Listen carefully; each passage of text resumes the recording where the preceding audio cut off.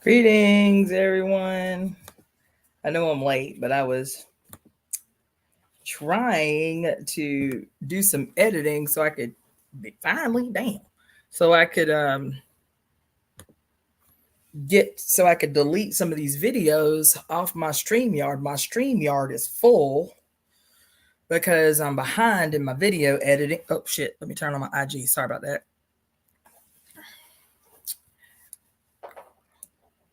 Greetings, everyone. This is Cassandra-Floyd, also known as the Daughter of the Fates, founder of the Temple of Evolutionary Emergence.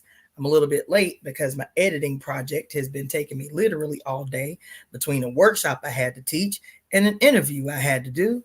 So I've been crazy, heady busy today, but I am here at 9:08 p.m. Pacific Standard Time, and I am happy that those of you who could are joining me. So I have a lot that I want to talk to you about this evening, but I'm going to try to keep it as brief as I can, as brief as humanly possible for me. Okay, I've been doing a lot of talking today. I got my head all over the place. I'm in preparation. I'm going to see a festival. I'm going to see this festival called the No Values Festival, which is this awesome, most epic punk rock festival in Pomona, California this weekend that I'm all too hype about. Everybody who I could have ever wanted to see in my youth is going to be performing at this here festival this Saturday, and I am too hype and ill prepared. Okay.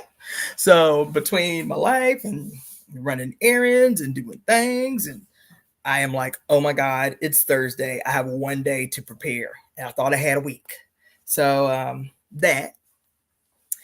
And yeah, I'm hype about this festival. This is like me totally living out. Greetings, Mixtress Monica. This is totally me living out many desires of my youth. Being a little black girl in Alabama, having no way, because I was a little black girl in Alabama, to go and see some of my most favorite punk rock bands at the time, all playing in the same venue at the same time on the same day. So let me just tell you, for those of you who may be interested, many of you may not be, but the No Values Festival happening this weekend, baby. Everybody is there. I mean, some of these dudes were like way grown ups when I was little, when I was like 8, 9, 10 little. I'm like, I didn't even know these dudes were still alive, much less playing full on shows. You feel me? The Damned is playing, man. Suicidal Tendencies is playing. Oh my God. The Vandals, The Exploited, Agent Orange. Who else? Fishbone. Oh my God. Let's see. Who else? Social Distortion. Iggy Pop. Iggy Pop is old as my grandmama, my last living grandparent. You feel me? Who else? Social Distortion, The Exploited, Agent Orange. Who else? There's a gang of people up in there. The Vandals, Bad Religion. Who else? The Descendants. Shoot, the Dead Milkmen. Damn, who else? It's a gang of folks. It's a gang of folks. It's like, I don't know, 30 bands playing this Saturday all day from 11 to 11. When I tell you I'm too hype, I don't know if my old ass gonna be able to keep up because I'm trying to see all the bands. All the bands, all the bands. I'm so hyped. I gotta figure out, I don't really dress punk rock no more. You feel me? I'm like, I gotta figure out what I'm gonna do to my hair. You feel me? I gotta figure out what I'm gonna wear. I'm hyped. I am. What are y'all doing? What is y'all doing a lot right now? Y'all doing a lot right now. Anyway, I'm too hyped about this festival coming up this weekend. There's some housekeeping I want to do. For those of you who may be tuning in via IG, I would encourage you, if you have not already, to go onto YouTube to watch this live. My YouTube, handle is at DaughterOfTheFates, FATES, at DaughterOfTheFates. And like, share, and subscribe to my page. That's one housekeeping thing. Those of you who are tuning from other venues like Facebook, Twitch, X, I think that's it, do the same. I encourage you, for the sake of my analytics, my watch hours, and such, to go onto my YouTube channel to watch this live and like, share, subscribe. Okay, that's it. I have a ton of people I need to thank, but I have not yet written all their names down. These are people who have made contributions over the last maybe 3 months. Ever since I got back from the eclipse trip, I have not been able to get in front of my life and my schedule. So it is coming. I have not forgotten you guys. Thank you all who have contributed to the Temple of Evolutionary Emergence. My YouTube channel is a project of the Temple of Evolutionary Emergence, 501c3, nonprofit religious institution. And so thank you so much. Then let me tell you what had happened. So I went out to my mail a couple of days ago, and I saw this package on top of our row of mailboxes. I didn't think anything of it. It had been there a couple of days. I was like, ain't nobody sending me shit. So I didn't even look. Child turned thing around, and it was addressed to me. I was like, oh shit, somebody sent me something. Let me tell you what somebody had sent me. Okay, let me do the little stuff first. So then she put a little card in here. She put a little postcard, right, in the box, which is very lovely, telling me about something that she had put in the package, which is her company is called Be Healed Wellness, BEE Healed Wellness. This is homemade Florida water. Isn't that lovely? Isn't that lovely? And I'm going to tell y'all a secret about this Florida water, okay? Let me tell you. Since the boycotts started like hard around the aggression against the Palestinian people, I have been trying to be a lot more diligent about and conscious about where I spend my money, right? And so there are some things I'd never even give thought to, but I was like, you know what? From now on, every time I buy something, I'm just going to do a little quick Google search. Who made this product? What's the history of the country? Is this some shit my spirit would align with, right? So I, like many spiritual workers, have just bought perpetually the standard issued, if you will, Florida water, the standard Florida water. What do they call it? The Florida water cologne, right? In the little clear bottle with the tall neck, and it looked kind of green. So how about I go into a deep dive behind the history of this particular Florida water that everybody has always used, every witch, every priest, everybody, right? I couldn't find anything about the creators of Florida water. Now there was this little bit of history on the website, but little. And it was like this enigma. So I go to Google the names of the two. Greetings, Shauna Michelle. I go and Mary Yoshi. I go to Google the names of the creators of Florida water who eventually sold the brand of Florida water. Nothing. Nowhere. I know a good 2 hours trying to find out something about these guys who it was two creators, I think, who created Florida water. Nothing, nowhere. Google finds everything. I couldn't find nothing, nowhere. Like a 2-second blurb on the website for Florida water that this is what it is. This is the guys who created it, but no background, no affiliation, no nothing. I said, that is suspect. Thank you, Shauna Michelle. She says, yikes, that's concerning. Yes, because in a lot of spiritual spaces, this brand is the only brand. It's the only mass-produced brand of, quote, Florida water, is like one of these standard staples of ritual practice. You purify your space. Some people put Florida water in they mop water to cleanse their home. You feel me? Sprinkle it on yourself. My godmother used to take a mouthful, which is terrible, by the way, a mouthful of Florida water and spray it on her altar, her shrine, to purify, quote, negative energy off her altar. I went up on this joint for 2 hours trying to find out something about the history of Florida water. Enigma. I said, oh, that's suspect. That is suspect. I said, I'm about to be out here having to make my own Florida water. That's suspect. I don't appreciate that. That's suspect. Then I get in the mail homemade Florida water. Isn't that something? So that's my little story about that. Then it came with another little postcard. Yeah, I heard to mop floor with Florida water, but I haven't tried that. Okay, let's see. For a woman that is bold, beautiful, divine, and magical. Isn't that lovely? Y'all, what are y'all doing? Stop. Now, y'all doing too much. Now, cut it out. Turkeys.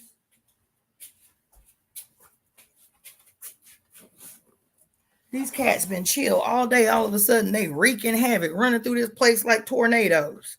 Anyway, that's my little teeny weeny kittens making all that noise in the background. Okay. Mystic rods are made using wood from an ancient tree infused with divine feminine energy, pure essential oil, and crystals. Rose quartz, the love stone; amethyst, the spiritual protector; moonstone, the divine goddess; African turquoise, stone of evolution, handcrafted and designed by Simone. So this is the additional card to explain what else she put in this magical box for me. Child, look at this. Look. I just got this in the mail from a supporter this week. Look at all this magical radiating energy off this great spirit rod here. Isn't this gorgeous? Look at all these amethysts on the bottom. Look at that. Look at that. And it's wrapped in leather. Isn't that gorgeous, you guys? Look at that. Yes. Isn't that lovely? I was so tickled. It made my whole day. Yes, I've by far probably the most incredible gift I've ever gotten from anybody. That was, these guys are tripping. Anyway, so I just wanted to share that with you guys. That made my whole week. And then, hey, Cassandra. Hey, kitties. Hey, chat. Sending love and positive energy. Hey, Mystique. Yes. So that made my week. That set the tone for my week. And I think that's all the housekeeping for today. Yes, I just wanted to send out some thank yous. Yes. So much has been happening. And today was crazy, honestly. I scheduled too much. I did a whole workshop today, which was good, but it was, it was energetically, it was energetically kind of taxing. And then right after that, I had to do an interview, which too, it was cool. I like doing interviews. I like doing seminars and workshops, but people do not understand when I say that sometimes that kind of work is more energetically draining than actually putting my hands on people sometimes. And I feel like today was that day. I do have some other thank yous. Let me tell you. So last week, I think the last live I did was today. Today is Thursday. So maybe it was Monday or Sunday that I did the last live. Yeah, it was Monday, because it was in preparation for this big magnanimous week that we are in till the 17th. Well, really the whole month, but especially till the 17th. So I made a big deal. I did a whole section of that live, like a whole big portion of that live, really desperately pleading for y'all to send me Cicada recordings. And guess what? That plea turned out to be quite fruitful, because y'all flooded me with Cicada recordings. So, yay! Big hands for yourselves. Big hands for all those people that sent me cicada recordings. Yay! So now I have to sift through them. So I'm going to spend a few days after I get back from this punk rock show and start editing them and doing what I need to do with them. So soon come. Okay? Because I'm plotting and scheming. The cicada songs, baby, they're important. They're important, right? So then I know it's a grosser project, but from what I understand, from what I read today, the cicadas are beginning to molt en masse. Cicadas are beginning to molt en masse. So if you're feeling froggy, if you're feeling ambitious, if you're feeling compliant, go ahead and start sweeping up some of these cicada moltings to ship to Cassandra. You feel me?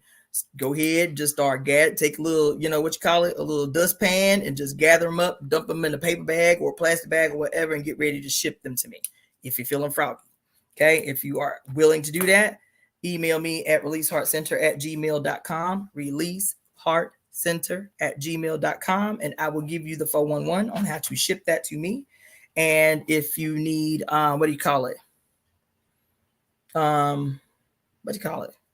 shipping. If you need me to send you money for some shipping or whatever, I'm about it. If you need me to send you money for like handling and all of that, cool. But yeah, if you're feeling froggy, ship me some cicada moltings.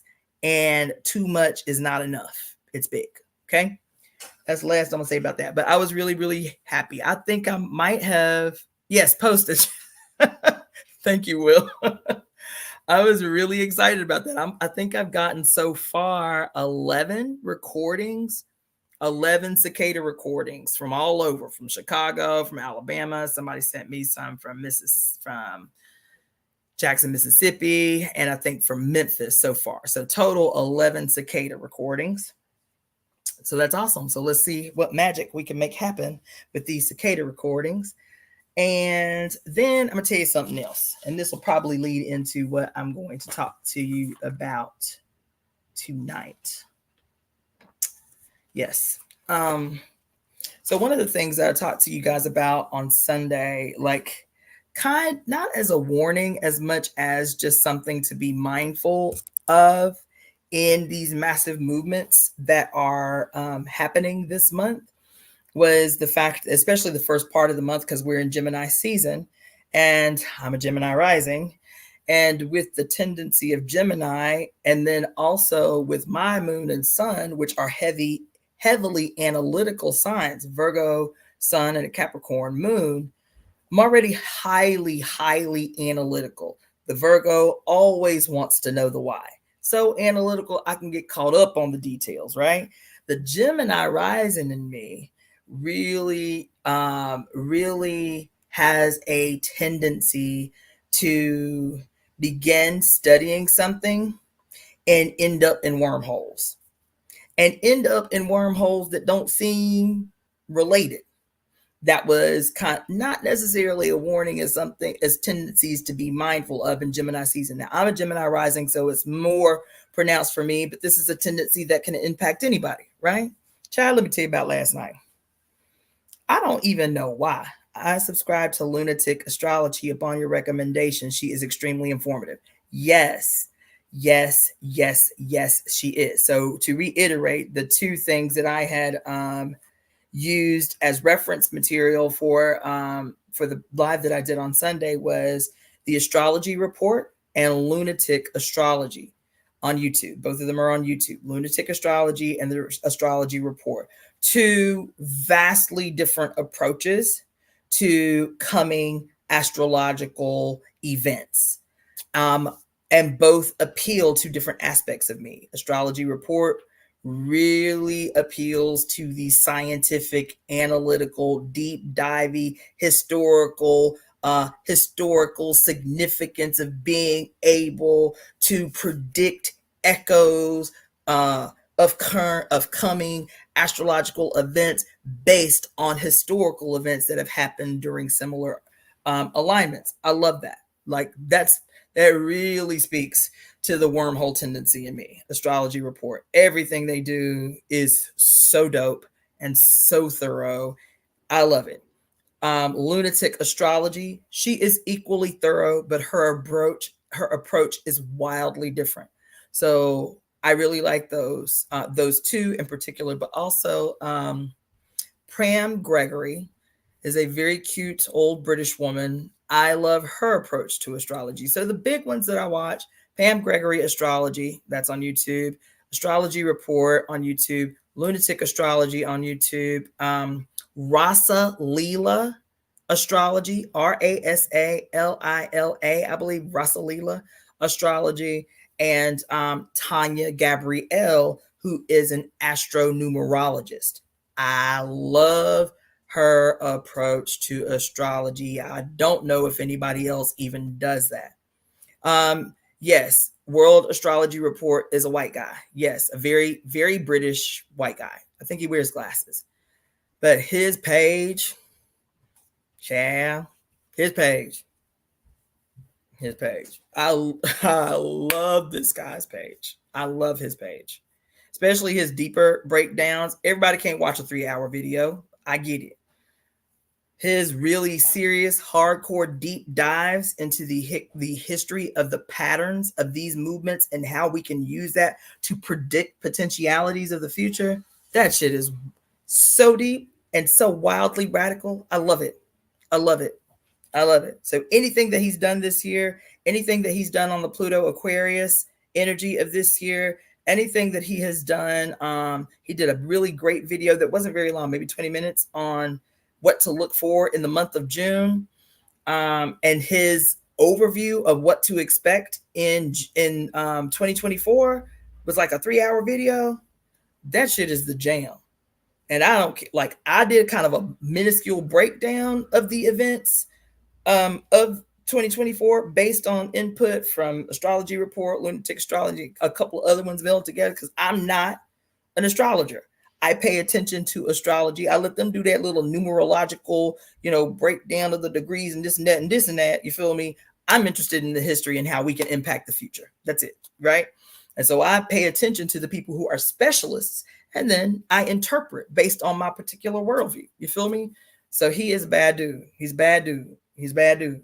Very thorough. I love that. Okay. So anyway, so that was something that I talked to you guys about a few days ago, was like the potentiality of going into wormholes. No, okay. Are you going to cut it out? Because you're doing the absolute most right now, female. You're doing too much. Y'all need to go to sleep. The potentialities of this coming month.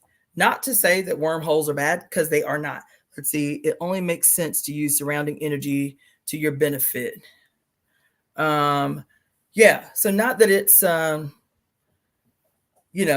necessarily a bad thing to go into wormholes, right? Information is important. So, but last night, I think I might have went a little overboard. Like, I don't even know how it started. It started with some damn video about, let me grab this book really quick. It started, I was actually looking for something specific on YouTube, and in my recommendations or whatever, this video came up about, what's it called? Child, my note taking is crazy. Let's see.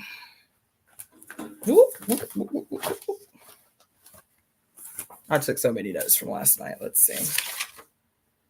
It ended up taking me to this video called,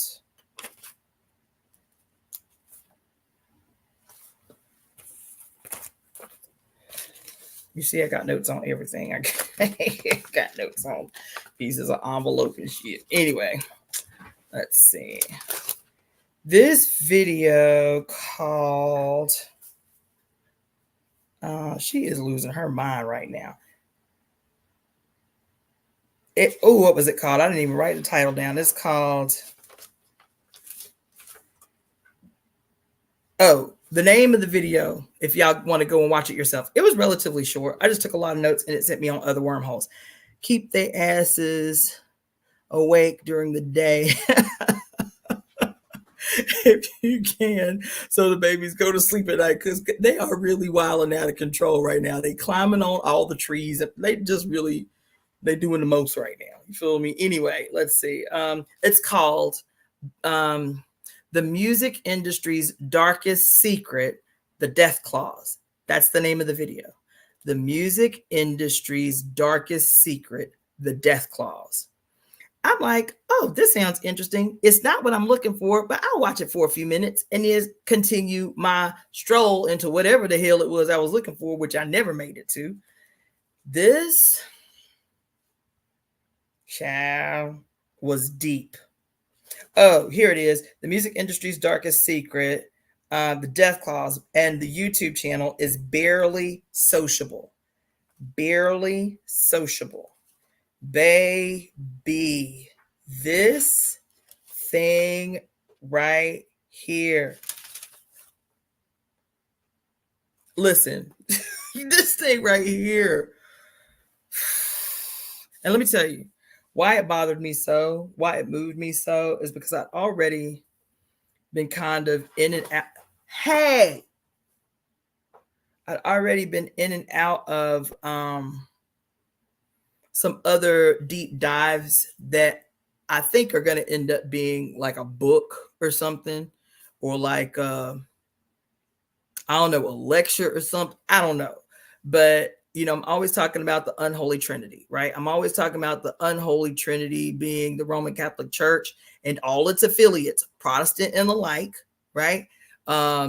Judaism and Islam being the unholy Trinity that represents the unseen hand that rules everything on earth, right? So I'm already thinking about that, deep diving into the history of the Roman Catholic Church. I talked to y'all a lot about that on Sunday, about, you know, all of the shit, you feel me?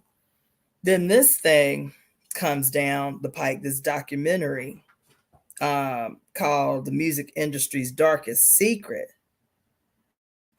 I was like, I tell you what, it was really fascinating. It was it was really well researched. But the other thing that it does is I can feel when I'm like, because y'all know me, I'm the permanent perpetual optimist. I'm not pessimistic at all. I'm certain. I am certain that we are perfectly aligned in human history to take this shit. I believe it. You understand? Even when shit look doomy and gloomy and dismal, like there ain't no way out, I'm like, that's all right. It looked this way because the worse it gets, it means the more desperate these motherfuckers are, and we can take this shit. The darker it gets, the more I know we on the brink. The more we can take this shit. You feel me? But sometimes I will watch something so dark and so insidious and so wicked and so intricately executed. I'll be like, we ain't gonna win. Like, we ain't gonna win. Yo, we ain't gonna win. God damn it, this shit so deep. And they've been plotting and scheming this shit for 100 years. This documentary had me teetering on the edge of that. Who knew? A documentary about the music industry's darkest secret, the death clause, would send me, y'all. It sent me. And then the connections between the dude who's considered, what did they call this dude? The founder of what we know as the modern music industry. And now they call his ass Julius Caesar Stein. You understand? His relationships with Ronald Reagan, his relationships with members of the Secret Services and the FBI and the CIA, in every mob organization in the country. I said, oh Lord, we ain't winning shit. We ain't winning shit. We ain't winning. You know what I'm saying? This shit is so gruesome. Y'all gotta watch this documentary. That's why I've never watched that video, because I had a feeling my spirit wouldn't manage that. Yo, I left up out of there still saying we gonna take this shit. You feel me? But this one had me teetering on the edge.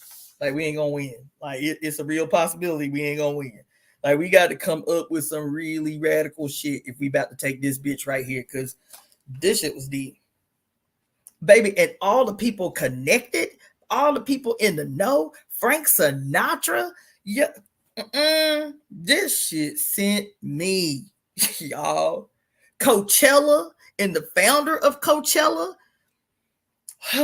As a matter of fact, which was so ironic last night because I'm watching this thing, the music industry's dark history and all of this shit, right? And they start talking about the dude who founded Coachella and how he was Coachella or his whole entry into the music industry was to wash dirty money, was money laundering, but he was so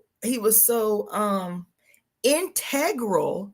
This is so ironic. I thought about it last night. He was so integral in the promotion of and the breakthrough of so many of the punk rock bands that I'm going to see on Saturday. I was like, what are the odds that I would sit here randomly looking for something else and watch this documentary called The Dark History of the Music Industry or some shit.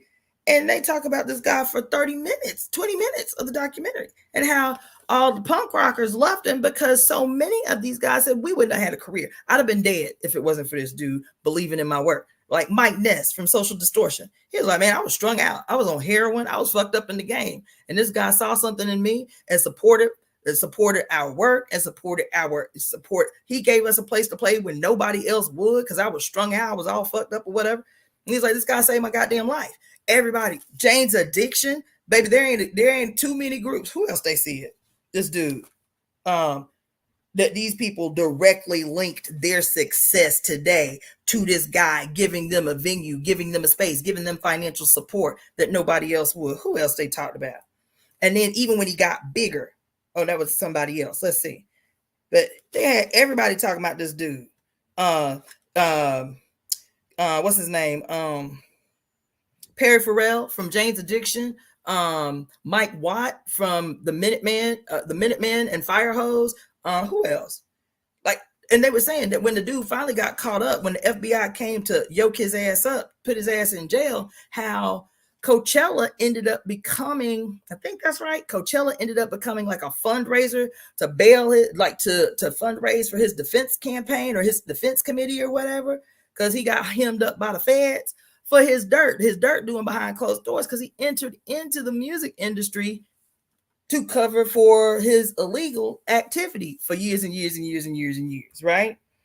I was like, damn, right? And so it was crazy though. I'm watching randomly this goddamn documentary, and like 7 of the bands that I'm going to see day after tomorrow were in this documentary that I just happened to deep dive into last night on the music industry's deep, dark secrets. The name of the documentary is The Music Industry's Darkest Secret, The Death Clause.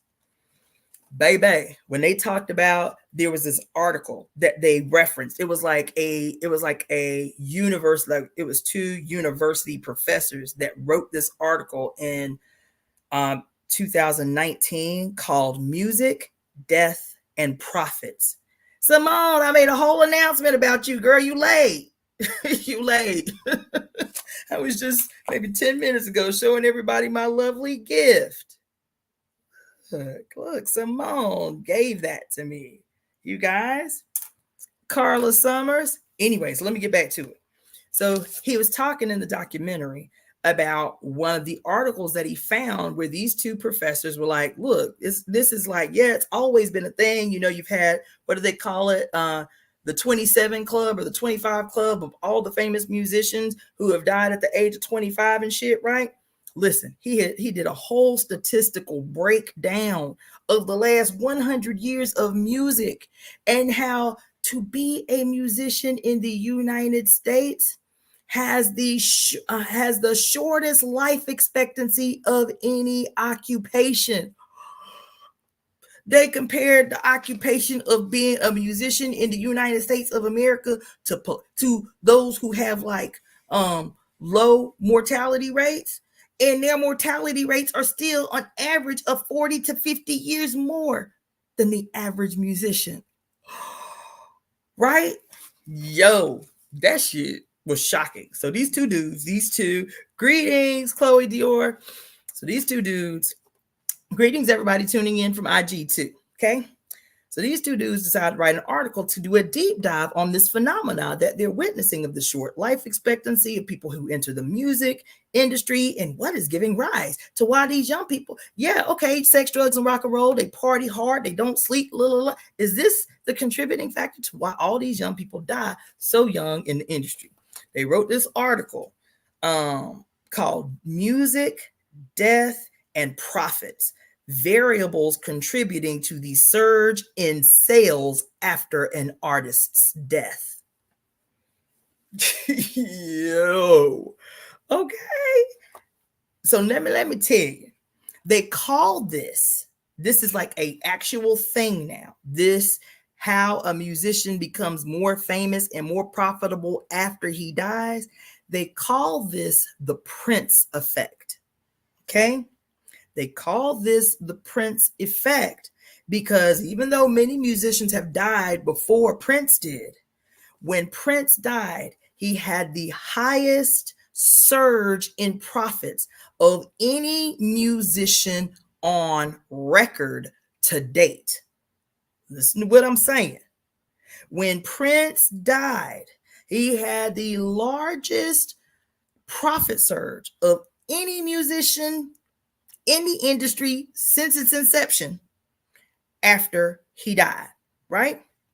The reason they call it the Prince effect is when Prince died. Now, you remember, Prince had a lot of controversy in the 90s with his record label trying to get out of this really parasitic deal with his label. And, that was the whole thing. People out here who didn't know no better was calling him, calling him crazy because he changed his name to the symbol, the artist formerly known as, and all of this shit. And they like, oh, that nigga crazy. He's so eccentric and all that shit. I remember the conversations when I was a kid when that happened.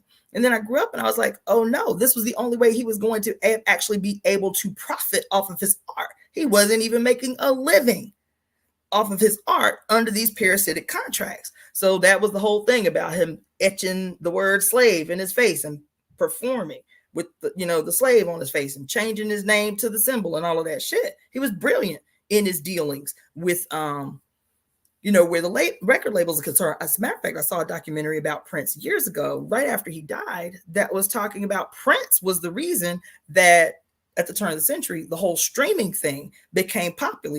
I don't know if you guys remember, what was the name of those little bootleg streaming companies? One was like a little bird. I forget the name of it.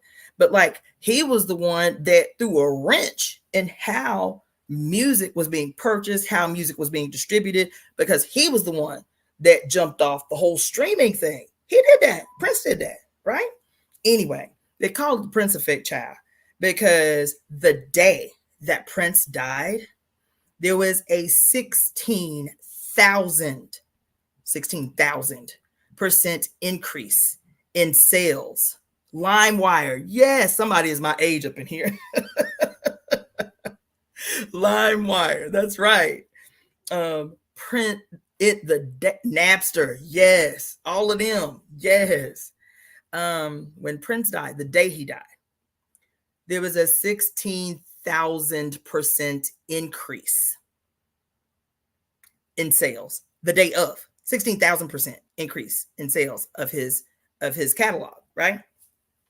But they said the thing that is different about, because everybody gets all, like nostalgic when a person dies, and, for a day or so, for a week or so, maybe even a month or two, people will buy the stuff and be all nostalgic and have little parties or whatever. He said, but something happened after the turn of the century, after the year 2000.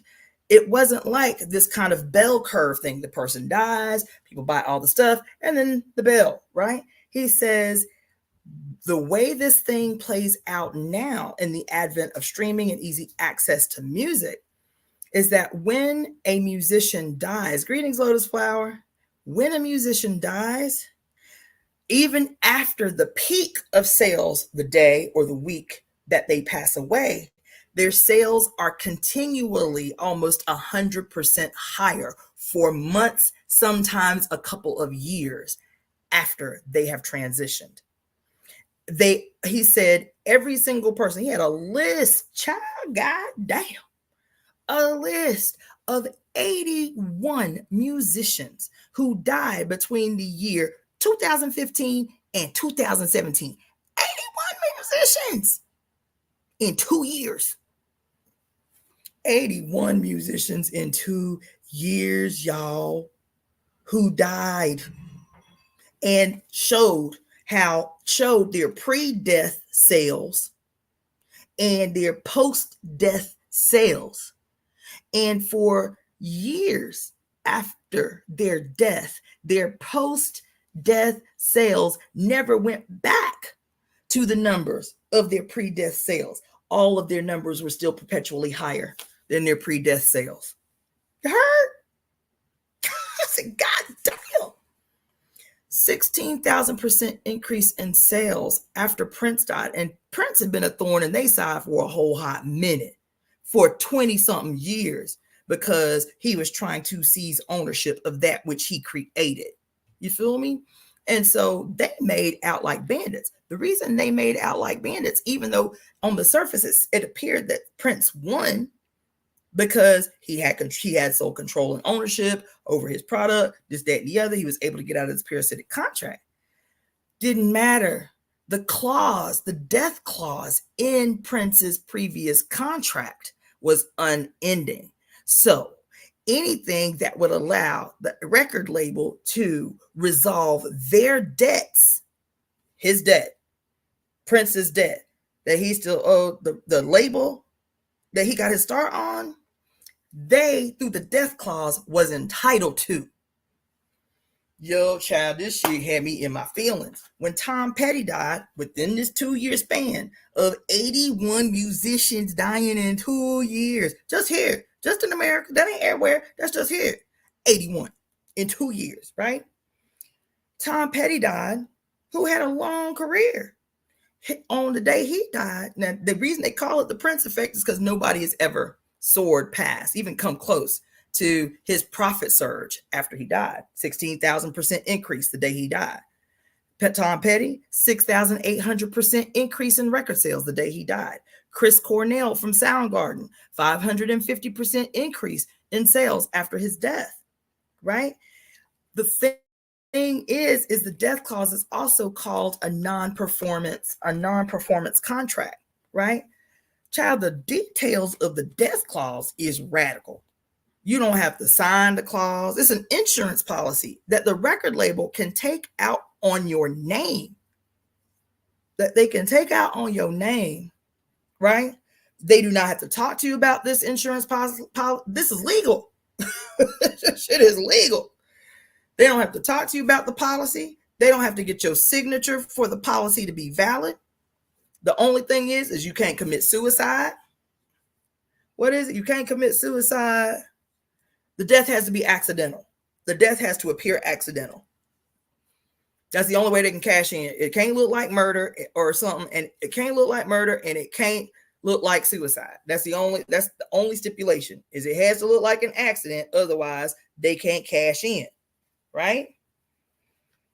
Yo, this shit was crazy. I mean, they talked about the history of the corruption of the coroners in California to give them outcomes that would make it so that the label can cash in on the mysterious deaths of musicians, how they had to have coroners in their pockets. I said, whoo, child. How what do they call it? The Billboard, like the Billboard Records Top 40 or whatever. They talked about the history of how the mob has manipulated the Top 40 Billboard to ensure that the guys that they're financially supporting stay at the top of the Billboard, to ensure that they can get the piece of the pie produced by the artist. And how, if the artist is not producing, how the mafia, or how the mob, not the record label, how the mob will start like terrorizing the people who are not, quote, meeting their end of the financial bargain. This shit was radical, y'all. They sell their likeness to the record companies. I doubt most of them read the contracts. Interesting. There have been many artists who've removed themselves from this earth. You understand? Yo, Whew, and then the dude that they called, what they call this dude? Listen, so MCA is the label. The guy who founded the MCA is the one who cornered the market on jazz musicians. He had a strong arm relationship with almost all, especially the big band jazz musicians, like of the 1920s, 30s, and 40s, the big band performers who had like these independent contracts with nightclubs. So before this dude took over the whole thing across the whole country, the setup is that big bands, small bands, jazz musicians would enter into these relationships with independent clubs, speakeasies, juke joints, and shit like that, and say, okay, what we'll do is we'll put you up, we'll house you, we'll make sure you eat and shit, and you play our spot for a month. So that was the standard practice, was these bands would come into an area. They weren't hopping from club to club to club to club to club. They would post up for a month in an area, play the club for a month, weeks, or whatever, get paid, and then go on to the next spot. And this was the standard practice. When this dude that they call the Julius Caesar of the freaking music industry, this Jewish dude named Jules Stein, who was the founder of MCA, right? And when he did this, and he was a lawyer at the time, yeah, Benny Goodman, all them dudes, right? So when he took over the shit, he was the one that changed the standard practice from these artists having personal relationships with club owners who would support them and put them up so that they could play exclusively their joint for 2 weeks to a month. Now he started running these musicians regularly, making contracts where they could only play a spot for one night, then they had to move to the next place and go play that place, go play that spot for a night, and then go play that spot for a night. And it ended up changing the whole face of jazz culture and the music industry in general. So this dude is diabolical tyrant. This dude, Julius Caesar Stein, that's what they called him through the whole documentary. Julius Caesar Stein, right? A Jewish dude, right? Then when they were talking about a book that was crazy, it was called, the name of the book is A Dark Victory. The subtitle is Ronald Reagan, MCA, and the Mob. I was like, damn, I gotta get this book. Dark Victory, Ronald Reagan, MCA, and the Mob. Okay? They talked, baby, when this dude had like little, what you call them, like little graph figures, you feel me? Like timeline, like a timeline. That's what he had, a timeline, right? And on this timeline, he was talking about like the founding of MCA, how it impacted the record industry, who were all the players in the mafia from Miami to Las Vegas to California to Chicago to Detroit to New York, how they were all connected in this spider web, who knew who in the government would make sure that these dudes were off the FBI's radar. Yo, this shit last night had me caught all the way up. All the way up. This shit had me caught up last night. Mm-hmm. They had interviews. Let me tell you what had happened. There was one part of it where they were talking about, who was the guy? I can't remember the guy. But they were saying that there was a guy. I didn't write his name down because I was taking notes on an envelope. I wasn't intending to sit on there and watch that whole documentary and end up in a wormhole about music industry conspiracies and shit. I was like, oh, let me take a few notes so I can come back to this later. Ended up caught up. You feel me? So there was a dude who was not in the music industry. He was doing dirt. He was out there getting it how he could get it, living how he could get it. You feel me? And he knew other people, particularly in the mob, in the mafia, who were getting their feet wet in the music industry because it was so lucrative. It was a lucrative way, and a pretty easy way to launder dirty money was to support these up and coming artists, right? So this dude decides, who was it? Damn, I didn't write it down. I got to go back. This dude decides, okay, this I can do this. I can get up in this, right? This dude who I forgot to name as a like a independent, drug dealer or whatever, used LSD money. You heard? Psychedelic money, LSD money, to actually fund the Grateful Dead. I was like, what? He said that we wouldn't even know who the Grateful Dead is today without the financial backing of this dude who was using drug money to fund the group, y'all. I said, oh my God. Yeah. To start to fund. He said, look, we wouldn't even know who the Grateful Dead was if it wasn't for this LSD money, this drug money. You feel me? That this dude invested in this group. I said, this shit is so deep and profoundly wicked. Let me tell you something else. So that ended up, I hope y'all can rock with me because I needed to get this off my chest because this shit is crazy. And it is impactful. I'm going to tell you why in a minute. So this little documentary about the dark secrets of the music industry and the death clause and how these, because the music industry is still heavily impacted by the mafia, you feel me? The Jewish mafia, the Italian mafia, everybody all up in it. Everybody got their hands all up in it. You feel me? I remembered it was going to be a point of research for me, but in watching this, I was like, oh yeah, a friend of mine told me a couple months ago about how he saw something in passing about famous musicians who had parents that were in the CIA. I said, oh my God. So I started watching this shit last night. I was like, now let me just go ahead. I'm already in here. I'm already in the wormhole. I might as well get comfortable.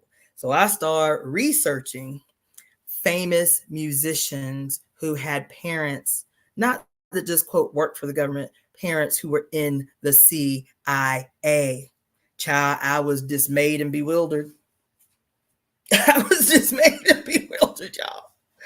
I was like, am I going to have, let me tell you, I'm laughing because I'm laughing to keep from crying. Because we've been talking now, a lot of people around the world have been talking now about how important it is for us to be mindful of where we put our money, how we spend this valuable energy currency system that rules and dominates and determines everything, at least right now. And these boycotts, right, and these things have really been forcing human beings who want to be right, who want to be in right way with the mother, in right way with humanity, have been forcing us to take the minute or two that is necessary for us to actually research who we're giving our money to before we give it to them. Are there practices in alignment with what I believe as a human? Are there practices in alignment, in accordance with what I say I want the world to be, what I want the future to look like, right? And so I am excited by that. I'm excited to see so many, especially young people saying, you know what? I don't care how much more I got to spend to go somewhere else. I ain't giving my money to these institutions, these organizations, these corporations. I'll go somewhere else. You feel me?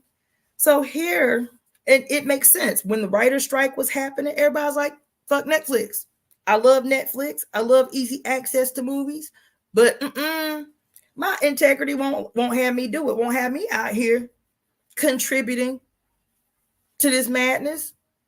I'd had whole friends be like, do a whole live. Look at me. I'm clicking cancel my subscription on my Netflix. It was a whole big thing. People were like, yes, our money, our labor, our energy is being extracted from us to go and commit crimes against others. No, y'all can't have my money. You understand? Can't have it. I ain't doing it. Right? I love that.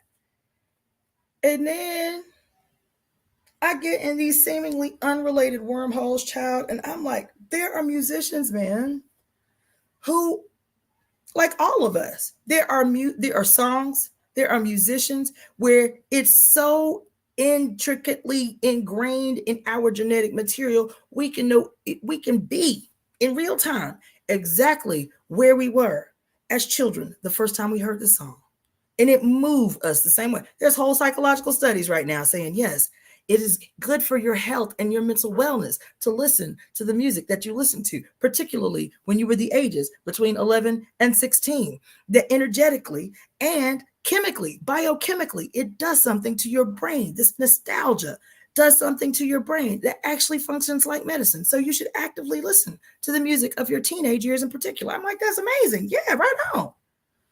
Child, and then I see this list of people, child, who had CIA agent ass parents.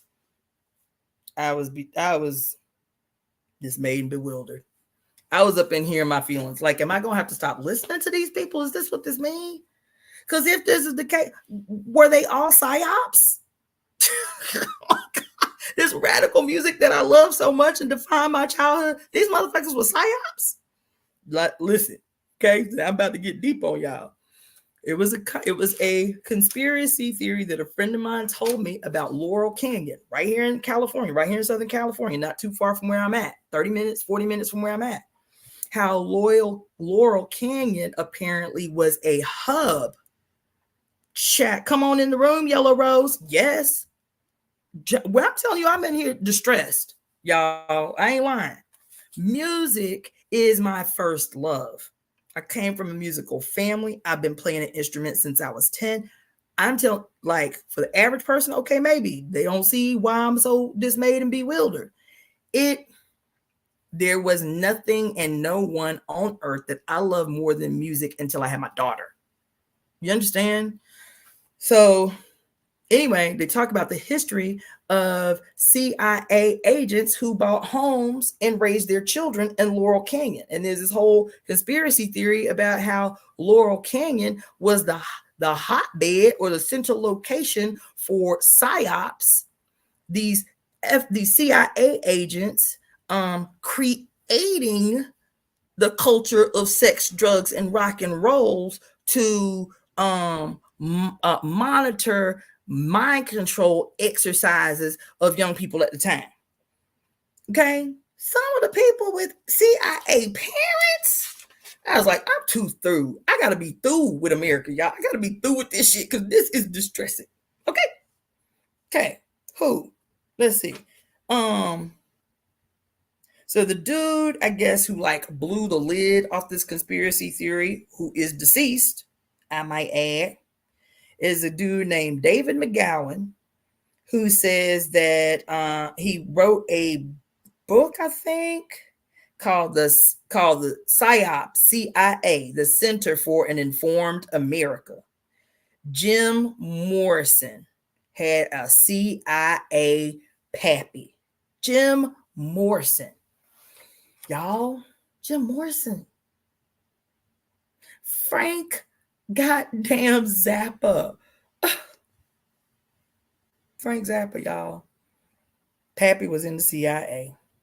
What was the dude name? I forget his name. Papa John Phillips from the Mamas and the Papas.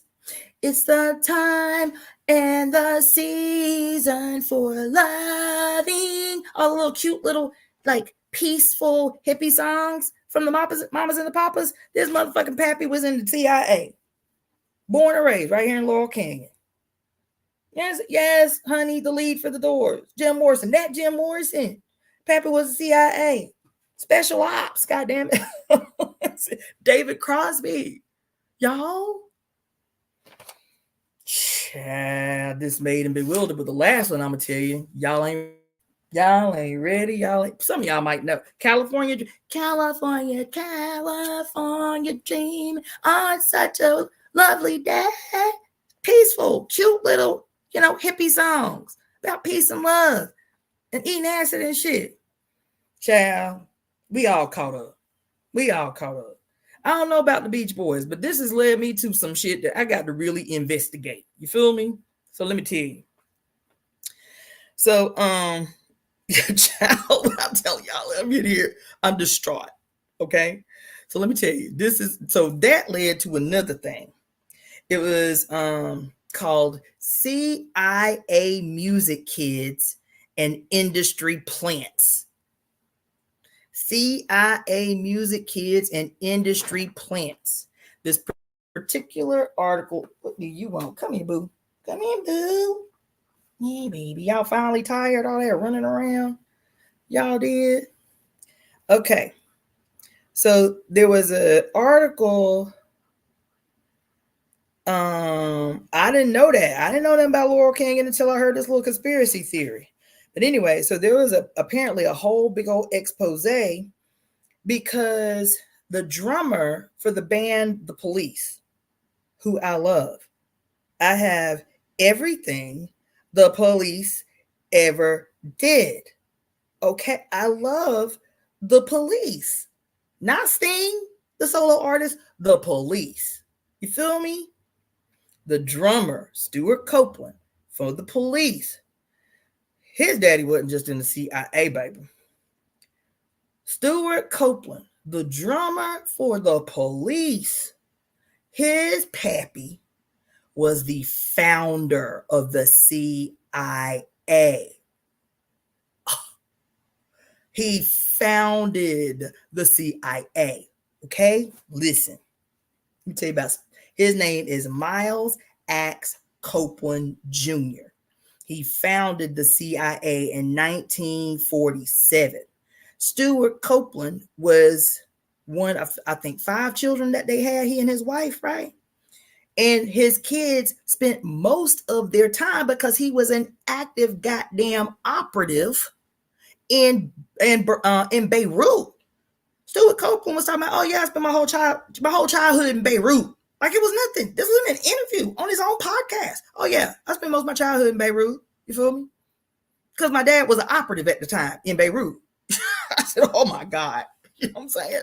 Listen to some of the bullet points I'm going to read y'all about Miles X. Copeland Jr., founder of the CIA.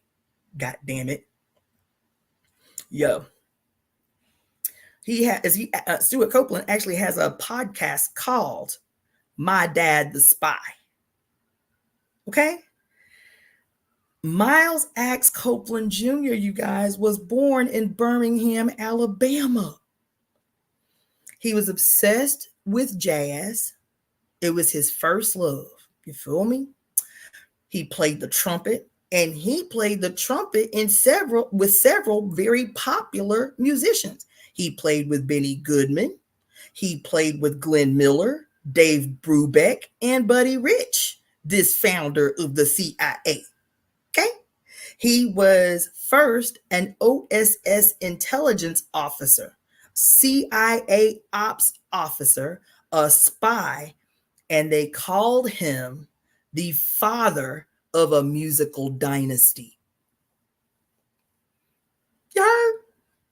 He was sent because he was in the military at one point, and he was sent to direct an OSS counterintelligence school in London. He was the director of the whole school.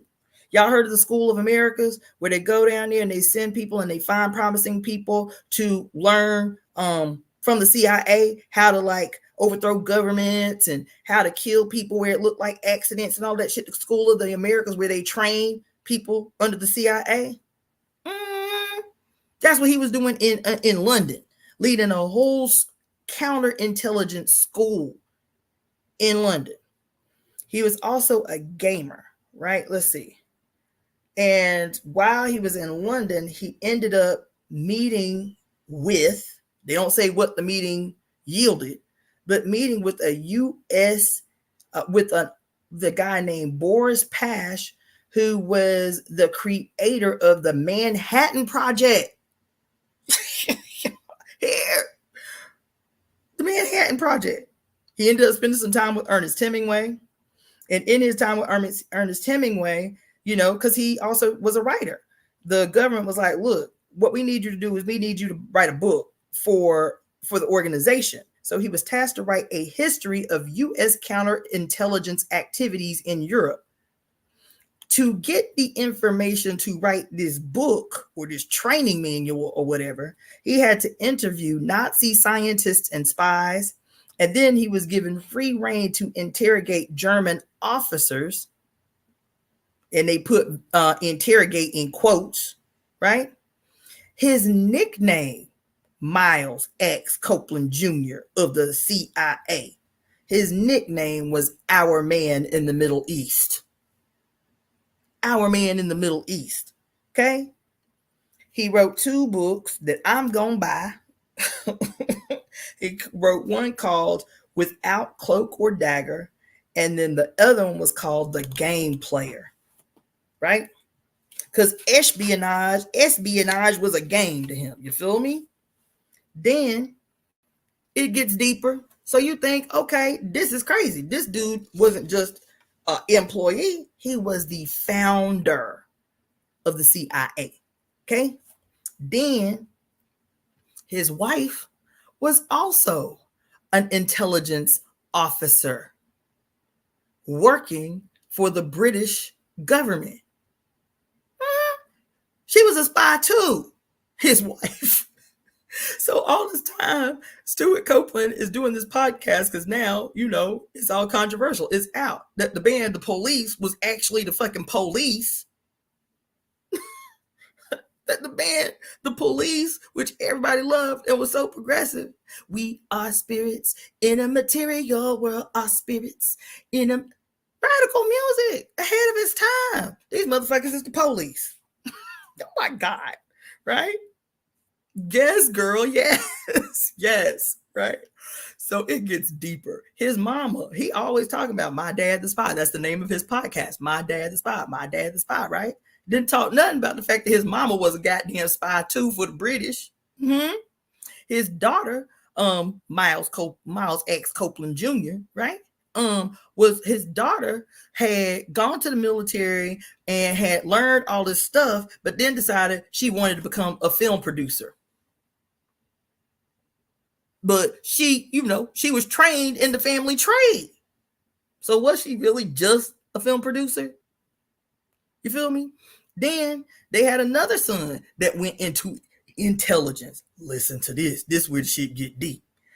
This was Miles the Third, who went into intelligence and then ended up forming a music management agency and record label called BTM, the British Talent Management, right?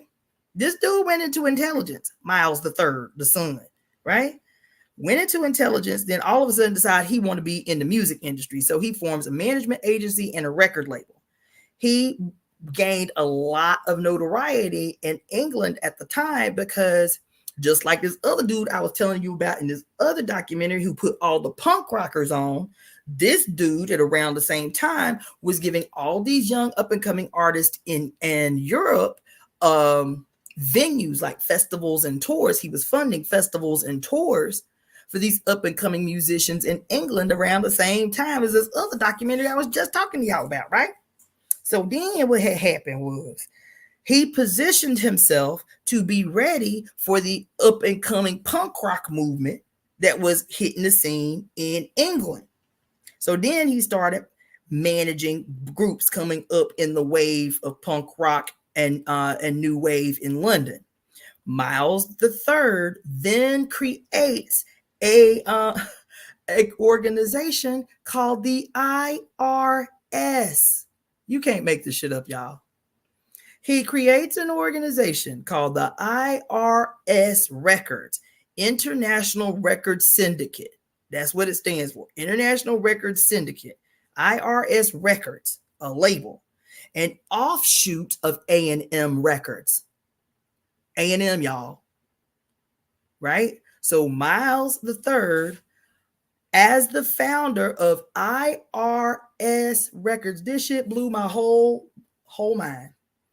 IRS Records, an offshoot of A&M Records, ends up signing the following bands: REM, devastation, The Go-Go's, the Fine Young Cannibals, the English Beat, the Bangles. You understand? Y'all ain't heard. Ain't nobody shocked. Ain't nobody got no mind blown emojis up on here. Y'all, this intelligence officer turned music label executive just overnight. You feel me? Signs REM. Y'all, I still listen to REM at least 2-3 times a week. REM, the Go-Go's, Fine Young Cannibals, the English Beat, the Bangles. And then to add insult to injury, the logo for his record label, the IRS Records, the logo was a spy, an actual like little spy guy with dark shades and a little hat, you know what I'm saying? And it was called the Spy Guy logo. Meanwhile, we think it's just a cute little euphemism all these years. Nope. The whole family are intelligence officers. Yo, okay. Then in 1986, the only one who didn't go into intelligence was Stuart Copeland. He was a teacher, right? So 1986, in a 1986 Rolling Stone interview, this is when it blew the wig off, right? In the 1986 Rolling Stone interview, they interviewed the dad. That's wild. I'm truly gagged. Child, I was up in here beside my whole self, child, last night. I was like, I'm through. I'm through. Miles Jr. was interviewed by Rolling Stone magazine in 1986 and joked to the reporter that the police, quote, joked to the reporter that the police was created as a CIA psyop to mold young minds. And apparently Sting went slap off that. He was like, why would your dad say some shit like that? Like, that's what, like, it was a big deal. It was a huge issue. This is right on the brink. What year was it that the police broke up and Sting went solo? So I don't know if this was the edifice for it or what, but apparently, like, they had a serious falling out that this dude gets interviewed. And the last thing that he says to the interviewer is, yeah, well, the police was created as a CIA psyop to mold young minds. Let's see, she drives me crazy. Yep, child. Y'all up in here once I found out about those LSD experiments and Charles Manson, the unbelievable is always believable. Child, listen, just when I think I cannot be shocked, somebody go and jack me in the jaw. This shit last night jacked me in the jaw. You understand? So that was that about Miles Copeland. Okay, what else was up on here? Then I went into some other shit that's not related, but still very interesting. Yeah, but yeah, that's how I spent last night. I know. It doesn't seem related to anything, but it is, right? What's the old, probably oversimplified adage? To know your enemy, know yourself, right? I might be new in the game. I might be brand new and fresh. I did not know, totally unrelated. This was another deep dive I went into last night. I did not know Liza Minnelli was Judy Garland's mother. Judy Garland was Liza Minnelli's mother. Did y'all know that? Anybody know that? Am I the oddball out? I did not know that. Judy Garland, famous Judy Garland, was Liza Minnelli's mother. I did not know that. The reason I got up on that was because I was watching this documentary last night too about the production of Cabaret and how it happened. It was interesting though.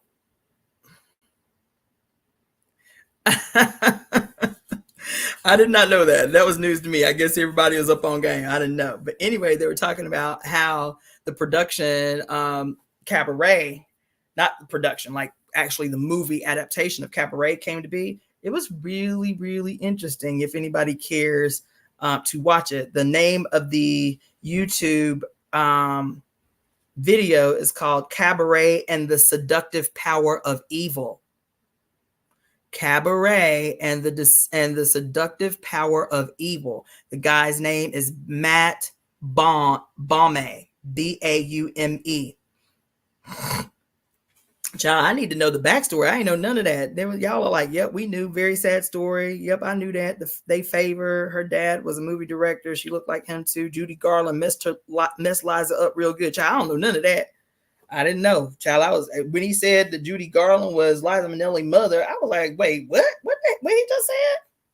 Yeah. So anyway, this little documentary, and it didn't last very long, maybe 30 minutes. It was really interesting about what it took to make Cabaret, like to get to make it a film, and when it was being produced. And Cabaret takes place in pre-Nazi Germany. It was really this guy Matt Baume. I watched several of his videos after that one because I was like, damn, this is really good. The production, like how deep he gets into the details, and then how he talks about one of the complications, because the additional name is the seductive power of evil. So his summation was that the whole idea behind the Cabaret itself was how it was just so eerily familiar of today, is what I'm getting to. He talked about how it becomes very easy for the glitz and glamour. I actually am going to quote a couple of things that he said, and then I think I'm going to end this. I think this was just like me getting some things off my chest. He says, I have very few notes, so I'll just read you what I wrote.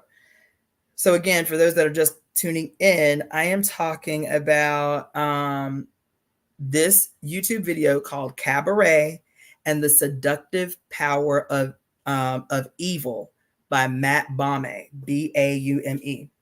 He was talking about how the guy who wrote the play was talking about his experience in Berlin just a few years prior to the rise of the Third Reich, and how one of the things that he talked about in great detail, and I had heard this in many documentaries, and how people juxtapose what was happening in pre-Nazi Germany to what is happening today, because Germany was considered like the shining light of Europe. They had the most progressive gay rights, scene, gay rights legislation, gay rights activists.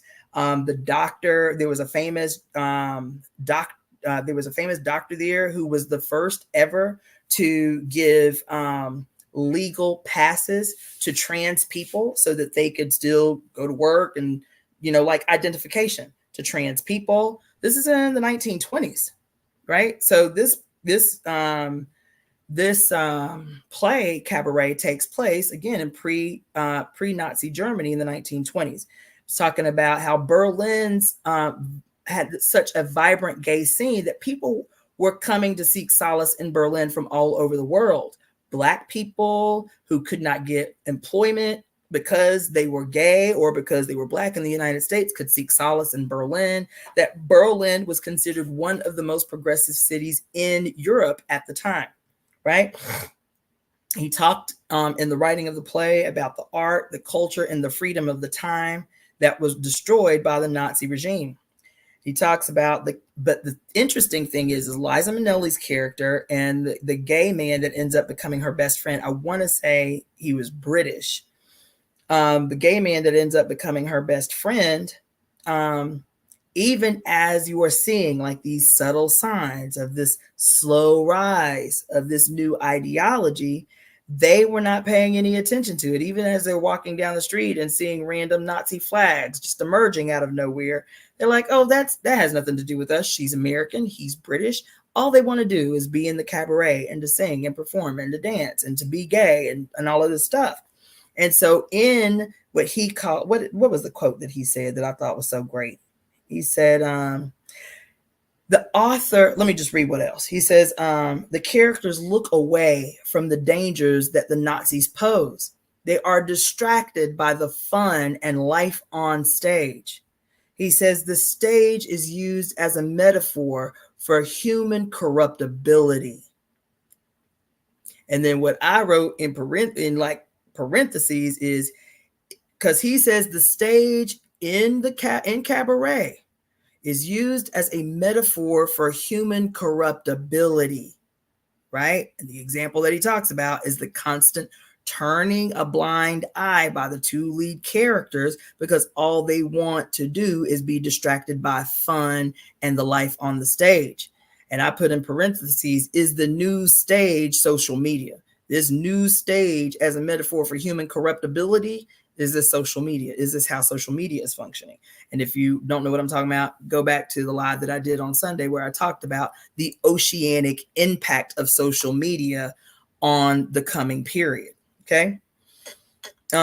He says the two leads refuse to see the dangers right in front of them, distracted by all things dazzling. You heard? He said, and he was, it's a really good piece. He talked about because he talked about not only the play and not only what had to happen for the play to be produced in the United States, because it came up against so many serious blocks. So they had to do so many rewrites because censors weren't having no part of it, all kinds of stuff.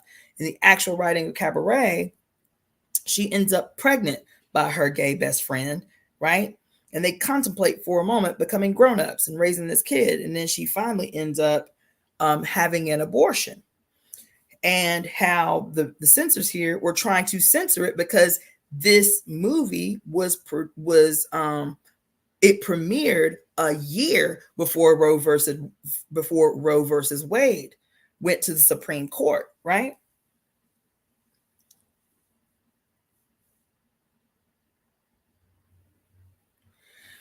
So I'm gonna post your comment, AJ. She says, what's interesting today, however, is the meltdown of the glitz and glam. It's not as impactful as it used to be. I don't know. I think that depending upon how old you are, what we saw as glitz and glams is just different than today. Because one of the things, like this whole recent controversy with the Met Gala and how everybody was like, that's some bullshit. You feel me? The Met Gala brought in more money than the Super Bowl, supposedly for the maintenance of the costume department at the Met or some shit, right? And people were outraged at the number of so-called progressive actors that actually showed up at the Met Gala. And so they was like, we ain't supporting nobody. Anybody that went to the Met, we ain't supporting them, right? So I think that there's a revolutionary energy. There's this groundswell that's happening. But when I was watching this documentary, it's not even a documentary. It's just a position piece that he wrote about what was happening in juxtaposition, the actual production of the play and everything, and what was happening politically in the world at the time, and even at the time that the play itself was written in the 1920s, because this was produced in the 70s, I think, but it was written in the 20s.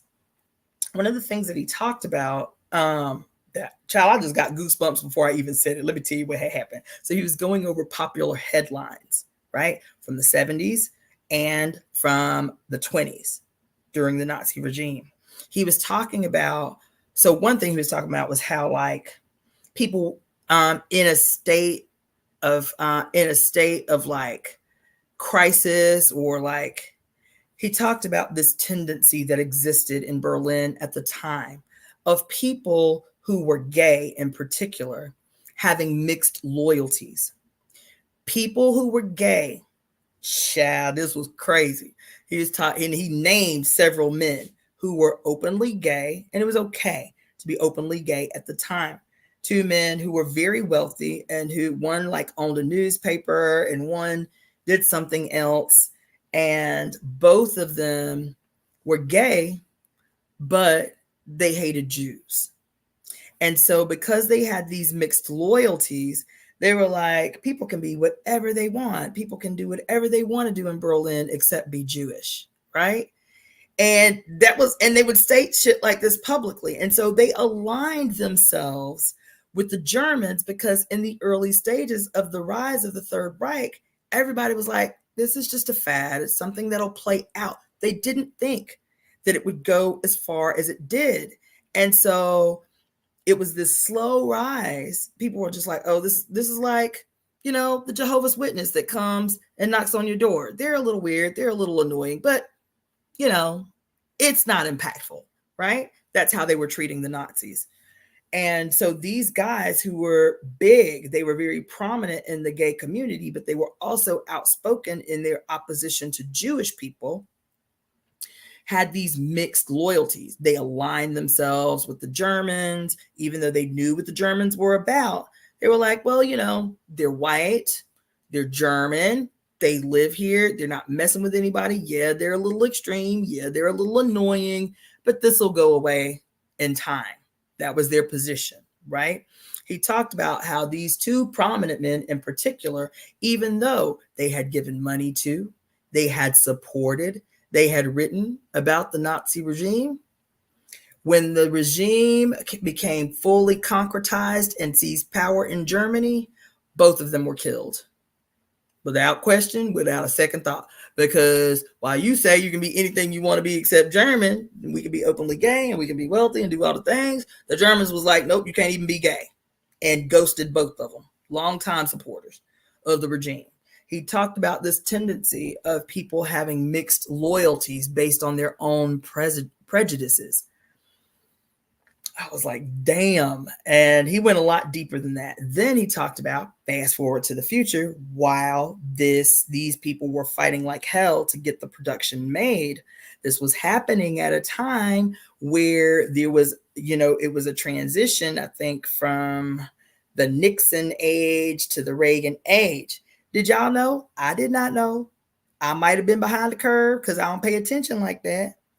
But he showed an actual campaign commercial for Ronald Reagan when he was making his first bid for the presidency. And the commercial was the whole screen filled with the American flag. And the punchline was, Ronald Reagan for president, make America great again. I said, what? No. Old school, grainy commercial from the 1970s or something. Ronald Reagan for president, make America great again. So when I talk to y'all about knowing astrology so that you can pay attention to echoes in history, not just so you're aware of the echoes and the potential for echoes, but so that you can be in front of the potential for echoes and shift the direction of that energy. The knowing becomes an instrument that allows you to determine. What did that book say that I was reading to y'all? What was the name of that book? A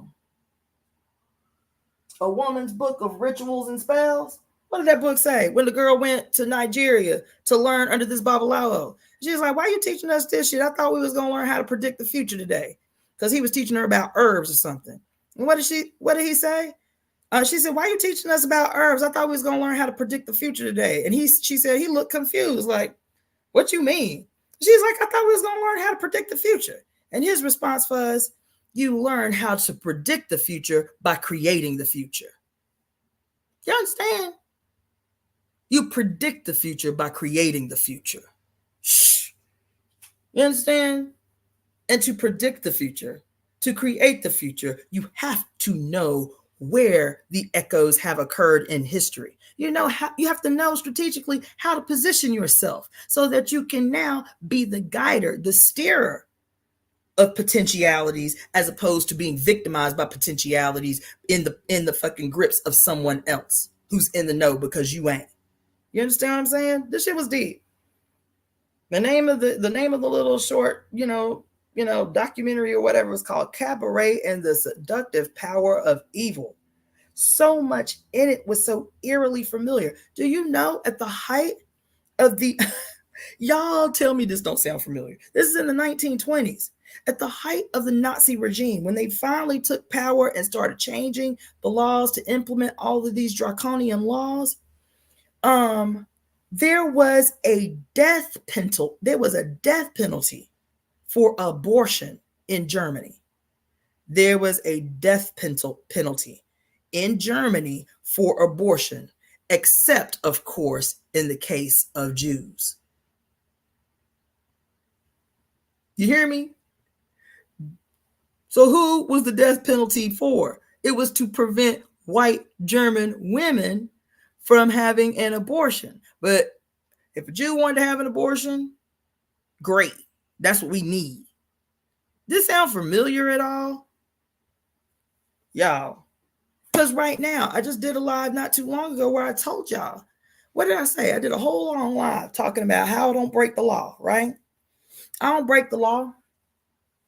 At least how it is. But when I'm talking about the coming increase in the violence against women, you have to understand the history of the law to understand what it means to be a lawbreaker. I say, yeah, I'm not going to go and sell cocaine or, or anything crazy like that. I pretty much don't break the law. However, in a world that is priming us to accept and sometimes even participate in the increase in violence against women, it is not unlikely for me to be a lawbreaker when the laws change to ensure that I become a lawbreaker. Do you understand what I'm saying? With the overturning of Roe versus Wade just a couple of years ago, the day before the decision came down, women across the country seeking abortion in safe facilities were law-abiding citizens. Everyone, everywhere. They were law-abiding citizens, they was. And the day that the Supreme Court overturned Roe versus Wade, those same law-abiding citizens the day before in many states became potential felons. That's what I mean when I say to change the laws to ensure that we become lawbreakers, to justify violence against us. I talked to y'all about the young Black woman in New York who had a miscarriage in her home and was prosecuted by the state prosecutor, for attempting to. They said she didn't have no miscarriage. She tried to abort the baby at home and put her ass in jail and was attempting to convict her on a felony charge. That's what I mean. The day before the decision, they was law-abiding citizens. The next day, in how many states was it right out the gate? Like 13 states? To be federally, not federally, states could seek to prosecute women who would leave the illegal state to seek safe abortions in legal states. You could be tried.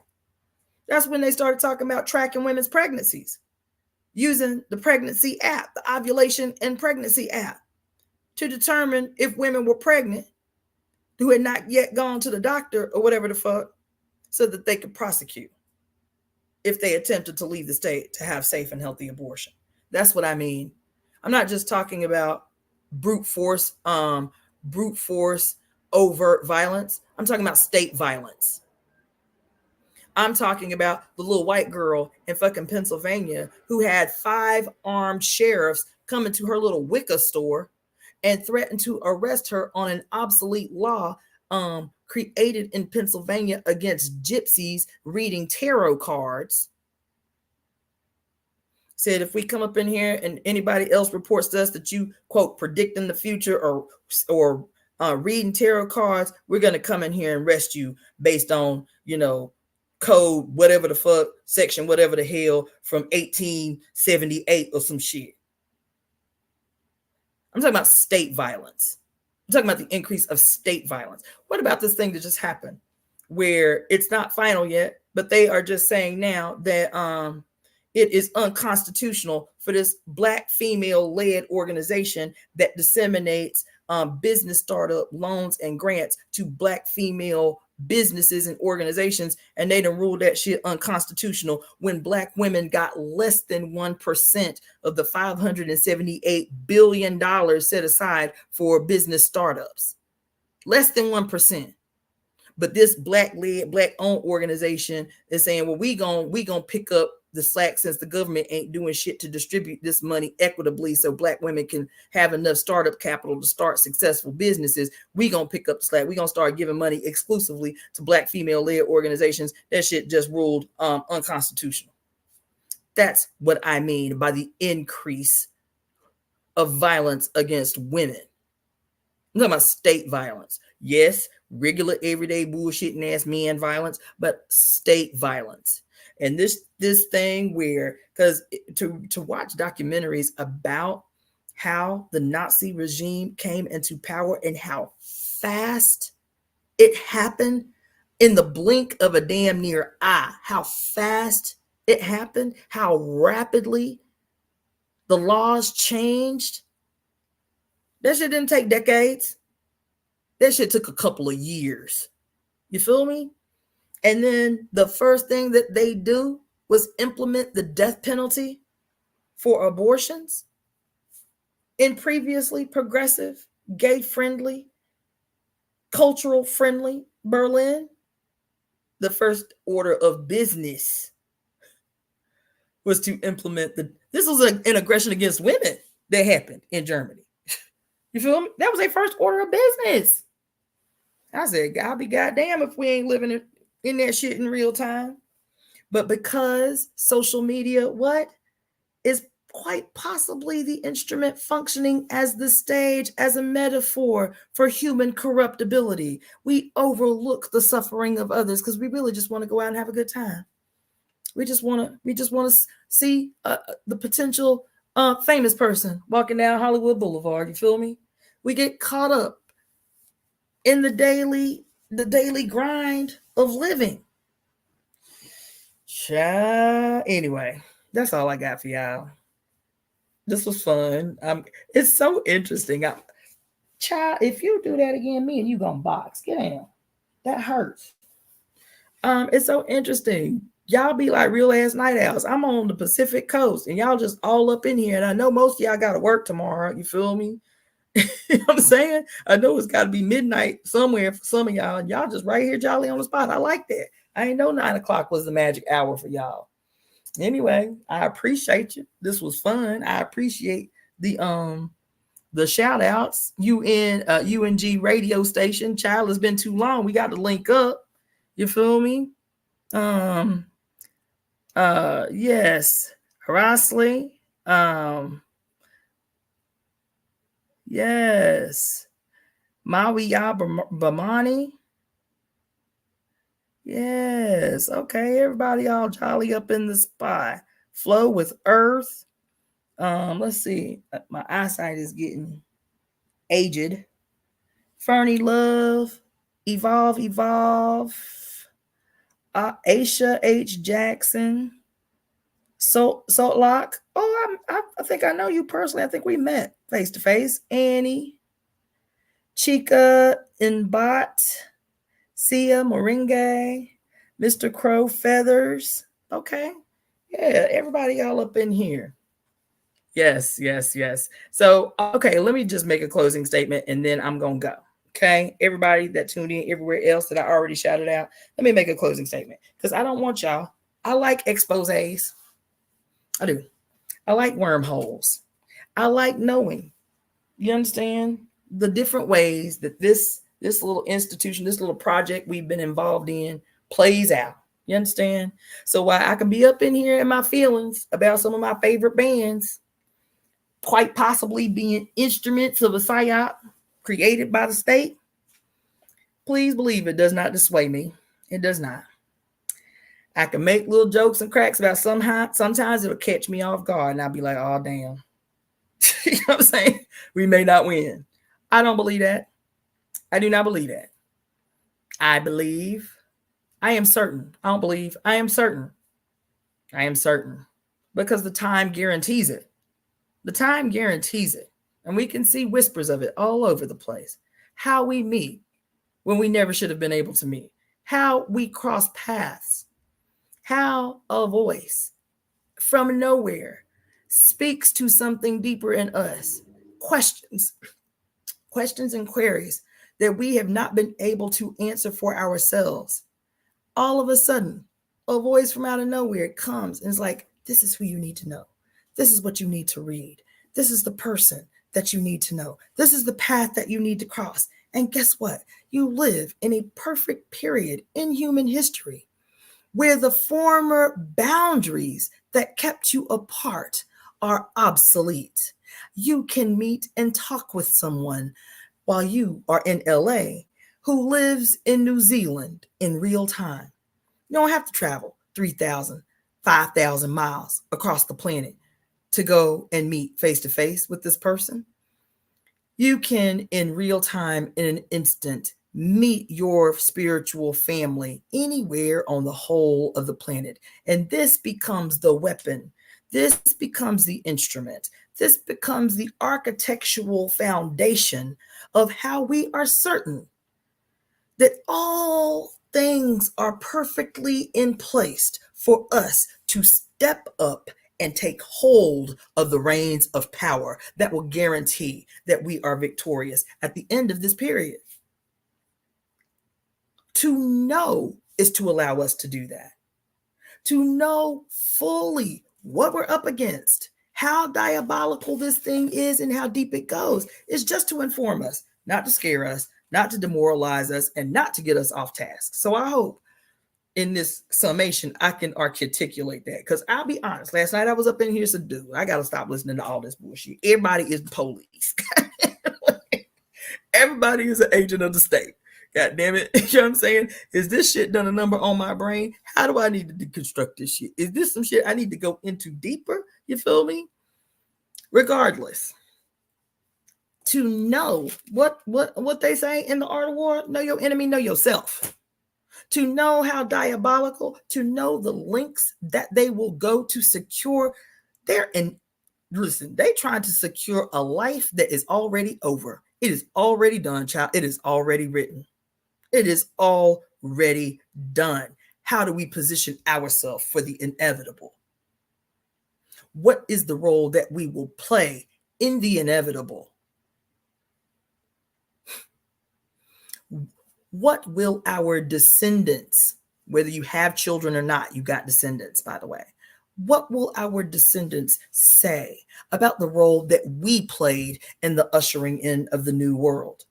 Or will we leave the world in a way that our descendants will spit venom on our name and condemn us for this terrible, wretched, treacherous legacy we left for them?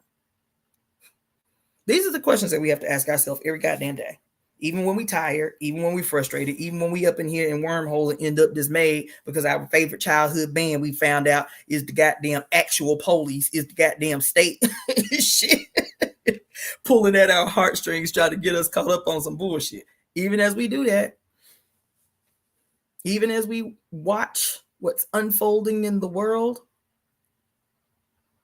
we have to say every day, we have to wake up saying every day, victory is already ours. What is the role today that I'm going to play to ensure it? Victory is already certain. It is already etched in stone. It has already been predicted 25,000 years ago. They knew their time was up even when we didn't. Even if we don't right now, just pay attention. It's everywhere. Their time is up. It is done. The problem is the chaos that they create is literally the death throes of a mortally wounded beast trying to hold on to its absolute last breath. Are we going to attempt to revive this bitch with our behavior? Or are we going to be the motherfucker holding the shovel that decapitates the wounded beast, sets that motherfucker ablaze, watch it burn to ash, bury it in the earth, and salt the earth so it can never reemerge again in the history of humans? These are the questions we got to ask ourselves every day. Yes, I'm tired. I don't want to go to work, but what role am I going to play in this day, in my behavior, and my interaction with human beings? What is the future that I'm creating today? Is the future that I'm creating today a repetitious, thrust backwards into the same old despairing shit? Or is the future that I'm creating today certainly going to ensure the future that I want to see made real? Today, am I going to function as an architect of the future? Am I going to function as an architect of the radical new? Or am I going to be a burdensome, woeful ass reproducer of the old age? This is the question we got to ask ourselves before our feet even hit the floor in the morning. Yeah, I'm tired. I got an attitude. I don't want to go to work, but I'm about to get out here and be the goddamn willful, conscious co-creator of the radical new world. That's what I'm going to do. In every interaction, in all my behavior, and every word I speak to every human being, even if they fucked up in the head and terrible. I know what they do not. I know what ails them, even if they do not. I know the sigh that they make is based on a sigh and a suffering that we all are experiencing at the same time. We all experiencing it. We all live here together in the mother's body. The only resolution for that which ails the whole human condition is a permanent, radical, swift end and a simultaneous planting, sowing, and reaping of the new. This work happens together. This is the dance that we do as the architects of the future. This is what we do. So we can acknowledge what has been. This bullshit that I talked to y'all about tonight. We can acknowledge what has been. It's good for us to acknowledge what has been. It is good for us to know our enemy and the links that they will go to. You understand? But that shit don't sway me at all. Child, the mother is here. She is on the move, and she got an attitude. She got an attitude. She got an attitude, but she also comes with radical love that looks like chaos. She comes with radical love that looks like, okay, mama's on the scene. I got to handle this shit because this shit done gone too far. Move out the way, babies. Let me go on here and get to work. She has a call on all of us. That shit driving all of y'all crazy. And Morpheus was like, it's like a splinter in your mind, driving you mad all the time. You can't quite articulate it, but it's always there, like a splinter in your mind. He called it the Matrix, and he was not untrue. His understanding of the Matrix was radically flawed, but he was not necessarily untrue. Yes, the splinter in your mind is the Matrix, but the Matrix is your mother. The Matrix is the mother, the radical ass she. Yes, she is. Yes, she is. And she has a call on your life. That's why you got an attitude. That's why you're sick all the time. That's why you feel like your ass is going insane and need therapy. That's why we say everybody on earth is crazy. Everybody need a therapist. Everybody don't need a therapist. I'm sorry. Everybody don't need a therapist. Some of us, most of us, in my personal position, we need to set this shit off. We need to create a healthy, progressive, radical channel for all the rage and all the grief and all the resentment and all the frustration and all the fear that has been imposed on us from outside in. That is what it means to be an architect of the future, baby. Because that shit ain't coming into the future with us. So the mother's like, okay, let's go. That shit is not coming with you. You need to find a healthy way to expend that energy. So get your big boy draws on, get your big girl draws on, get your big gender non-conforming jaws on, or however you identify. Let's get these shovels, these axes, these sledgehammers, the double X black, what do they call it? The goddamn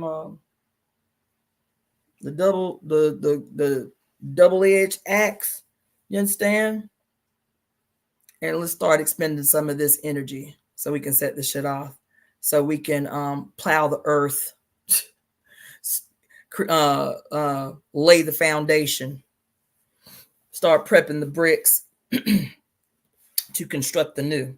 That's the only option we have. We all up in this. There ain't no escaping it. There ain't no Elon Musk ain't taking your ass up to fucking no goddamn spaceship somewhere. Mars is not colonized. There is no escaping the mother. You either fully embrace her or you are destroyed. You are driven mad by your isolation from her. That's the only options we got.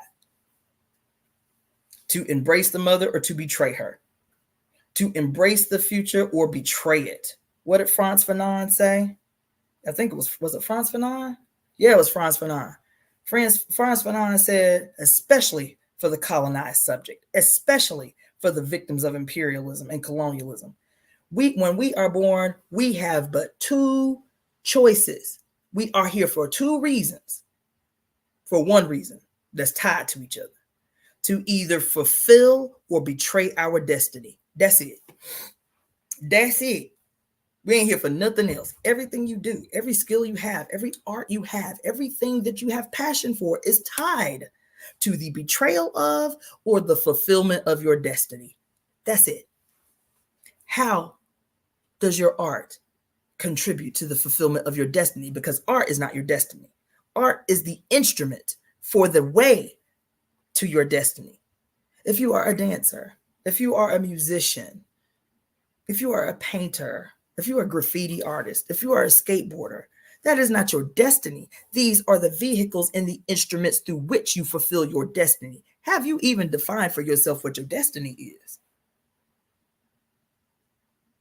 Now, I'll tell you, my personal position as the founder of the Temple of Evolutionary Emergence, we all got one destiny. We all got one destiny. All of us. Our destiny is the same. Our destiny is linked, even though it may present itself in 8 billion different ways. Even though it may present itself in 8 billion different ways, the destiny is one. It is to be the conscious, willful, ecstatic, joyful creators of the new age. Oh, yes. The deliberate, willful, participatory architects of the future. In the now, in the right now, in the every moment. That's it. That's it. That's the destiny. Oh my God. That's That's it. That's it. That's the destiny.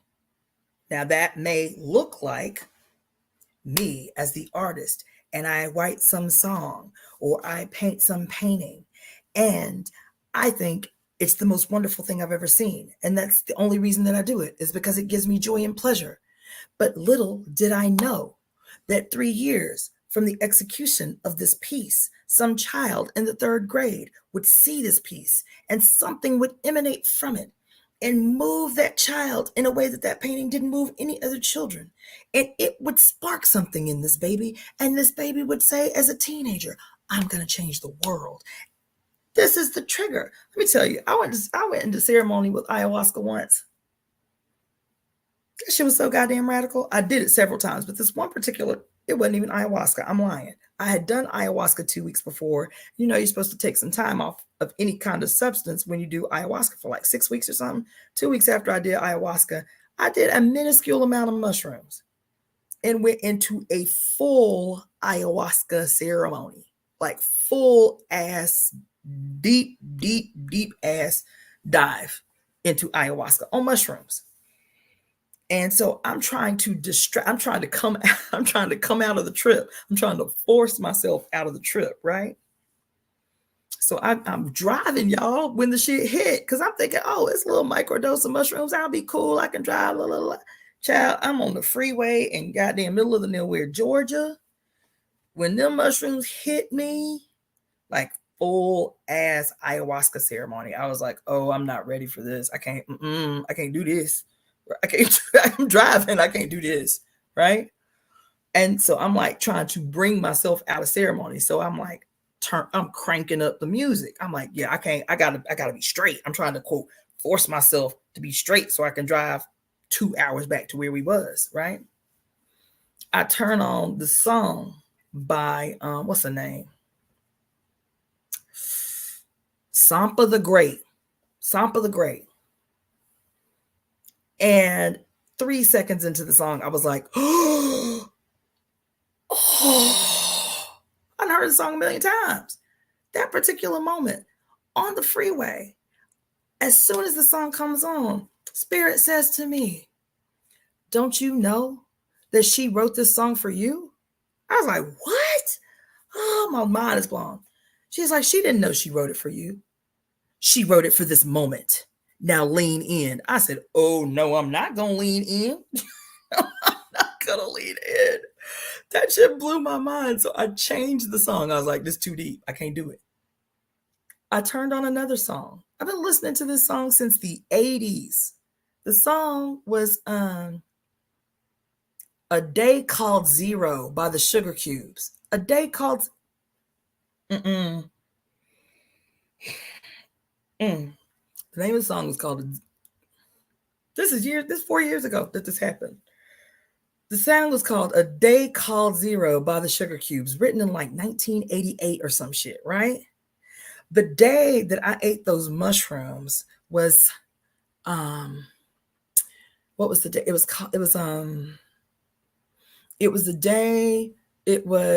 the winter solstice of 2020.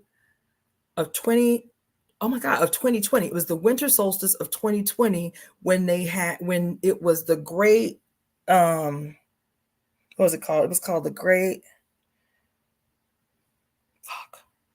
I can't remember, but it was a planetary alignment that supposedly had not happened since the proposed birth of Jesus, this winter solstice, where all these planets were in alignment on the winter solstice of 2020. And I ate these mushrooms thinking I'm going to have a mild trip. You feel me? And on that day was all the planets were in perfect alignment at 0 degrees. At 0 degrees. It was like 6 planets in alignment at 0 degrees. And so I'm on the freeway trying to bring myself out of ceremony. The Song of the Great song comes on. She said, don't you know this song was written for you? She wrote the song for you. She was like, she didn't know she wrote the song for you when she wrote it, but she wrote it for this moment. I was like, oh my God. So then I turned to the song, A Day Called Zero. On this day, where all the planets aligned for the first time since the proposed birth of Jesus at perfect alignment at 0 degrees, the song, A Day Called Zero, comes on in my rotation. I didn't turn it there. I had my playlist that has like 2,000 songs in it, just on automatic play. A Day Called Zero is a day we'll all relax. Mountains will crumble. La, la, la. I was like, what the fuck? She's like, this song was written for you too. She said, don't you know that every song you've ever heard in your whole life was written for you?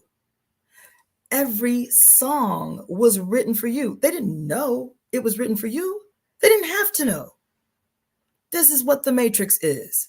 This is what the grand tapestry is. There's nothing insignificant that happens in your life. This is what I'm being told by Spirit in ceremony driving down the goddamn freeway in Georgia.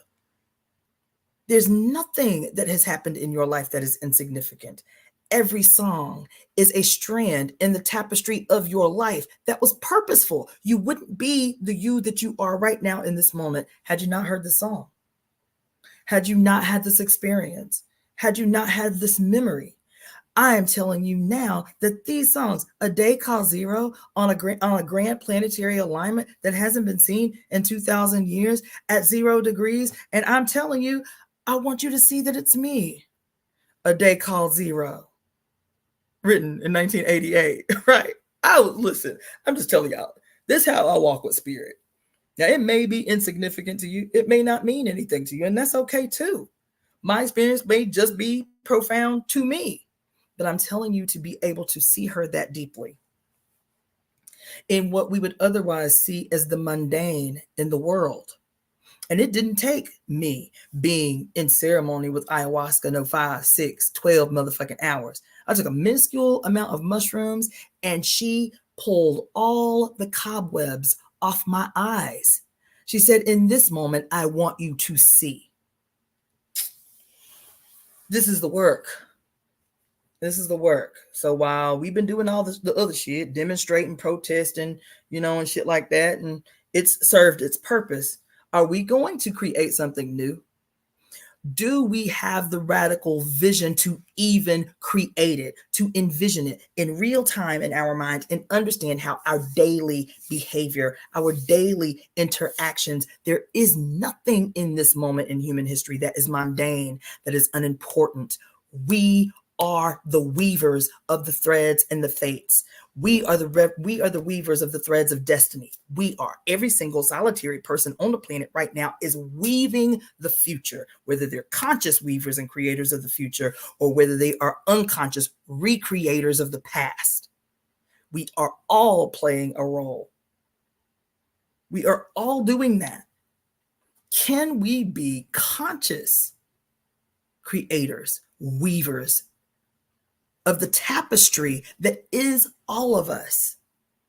Can we be willful, obedient, conscious creators of the radical new, never seen before in human history? That's what's being called on us. Is can y'all motherfuckers like envision something new? Can y'all envision something radical and set this shit off already? I done gave you all the juice. You got all the juice, all the skills, all the talent. There ain't no crevice of human history you don't have access to now. You know all the secrets, all the mysteries, goddamn, all the shit that's been hidden away from you. All the child, you know all the rituals of the Freemasons, where they motherfucking live and shit. Like, there is nothing.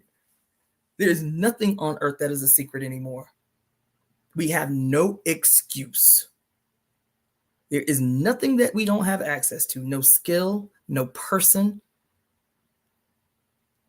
So she's like, look, it's your parents, it's your grandparents now, it's your great-grandparents that done did all the bleeding, that done did all the sweating, that done laid an adequate, firm foundation for you to take power, for you to once and for all set this shit all the way the fuck off. They done did it, and they did it blind. Y'all got all the juice, y'all got all the information, y'all got access to all the skills. You've created all the wealth that exists on earth. This shit's yours. Everything you see, everything you rest your eyes on belongs to all of us. Not a motherfucking select few. Belongs to the whole planet. Everybody own it. So that's the work. So even though I love conspiracy theories, I love to know what these motherfuckers done did wicked behind closed doors, it don't dissuade me at all. At all. 0%. It do not faze me, and it does not cause me to waver in my certainty that the future is ours. The future belongs to us. It is written. It is certain. It is a guarantee. All we have to do is take the power, take the position at the front of this bitch instead of being drugged behind it. It's just to post up and set the course. And we do that every day. Whether we're conscious of it or not, we do that. We choose our position every day. I know that's some hard shit to sit with because we think we hear revolution and we think it's going to be something else because that's our conditioning. We're the temple of evolutionary emergence. Evolution is what we're interested in. Evolution is what we're interested in. The radical collective leap forward of the whole human population. Recognizing that we all have a role to play. Every man, woman, child, every gender in between, every race on earth has a role, a very strategic and important role to play in the execution of this future. This is real. This is real. So that's all I got. Now, officially for real, that's all I got. I love you all. Thank you for rocking with me. If you want to, let's see, let me read some of the comments. The lyrics of that song, I want to improve my town, stacking concrete. Oh, child, I just got goosebumps let me post this. I just got goosebumps everywhere. That song, man. What's another song she did that is so profound like that? It's called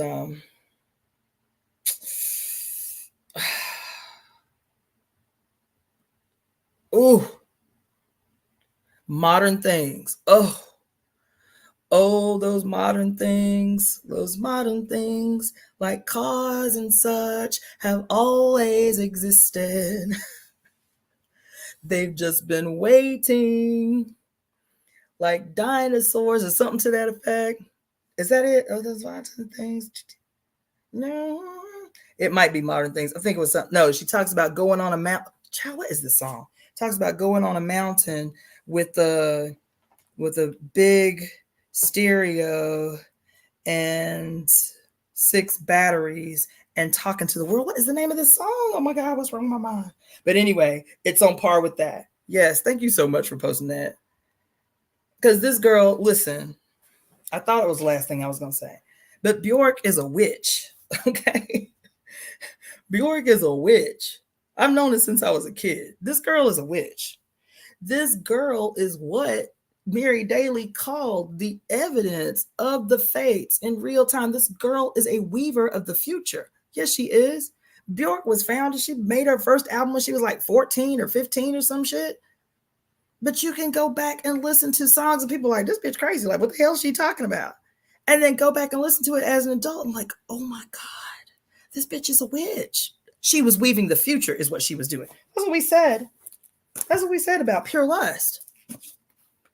This book was written in 1973, and this book could have been written yesterday. It was like, damn, did she see the future? Like, how this shit she talking about in 1983, I think.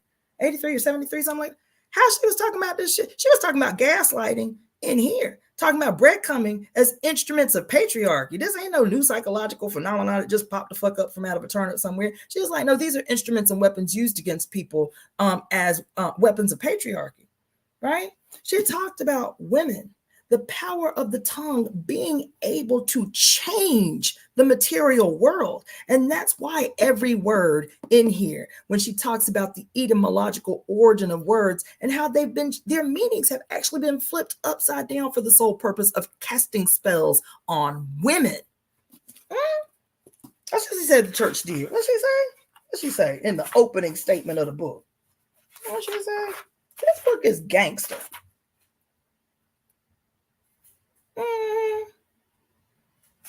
What did she say?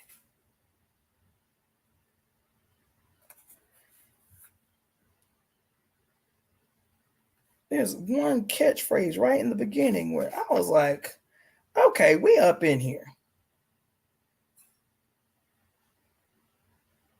Listen to what she say, y'all.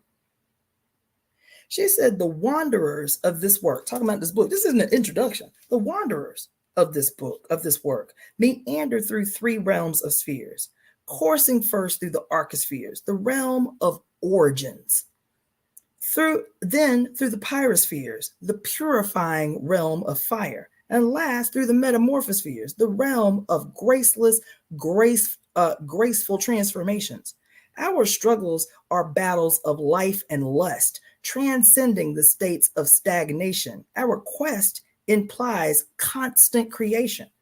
The weapons of wanderlusting women are labors, double-edged axes, right? The weapons of wanderlusting women are labors, double axes of our own wild wisdom and wit, which cut through the mazes of man-made mystification, breaking the mind bindings of master-minded doublethink, undouble thinking.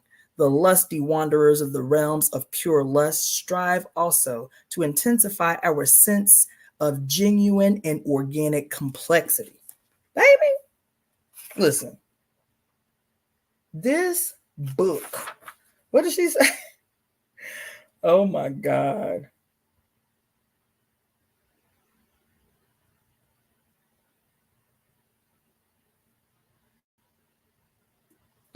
This book, child. This book had us beside ourselves.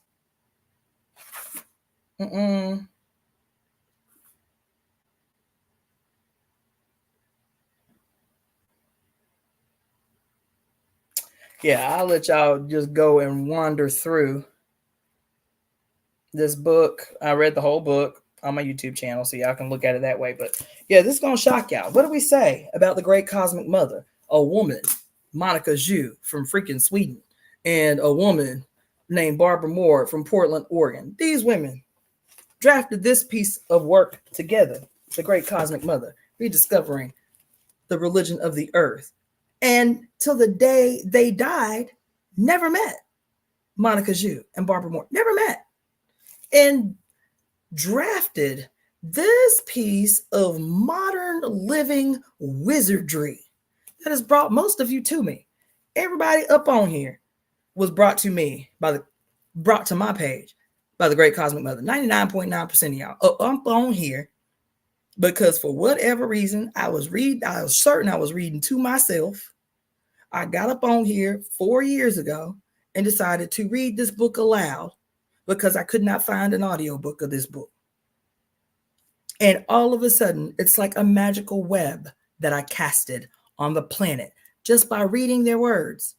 I had a guy from Poland, in Poland, tell me, I've had this book in my collection for 5 years. And every now and again, I'd be like, I need to read this book. Then I picked the book up and it's so big, I was like, I ain't reading this book. You understand? He said, and then I came across your channel and you were reading the book. And I was like, damn, maybe I really should pick the book back up. He said 2 chapters in, I was like, oh my God, I need to do this for my people. So he translated the book.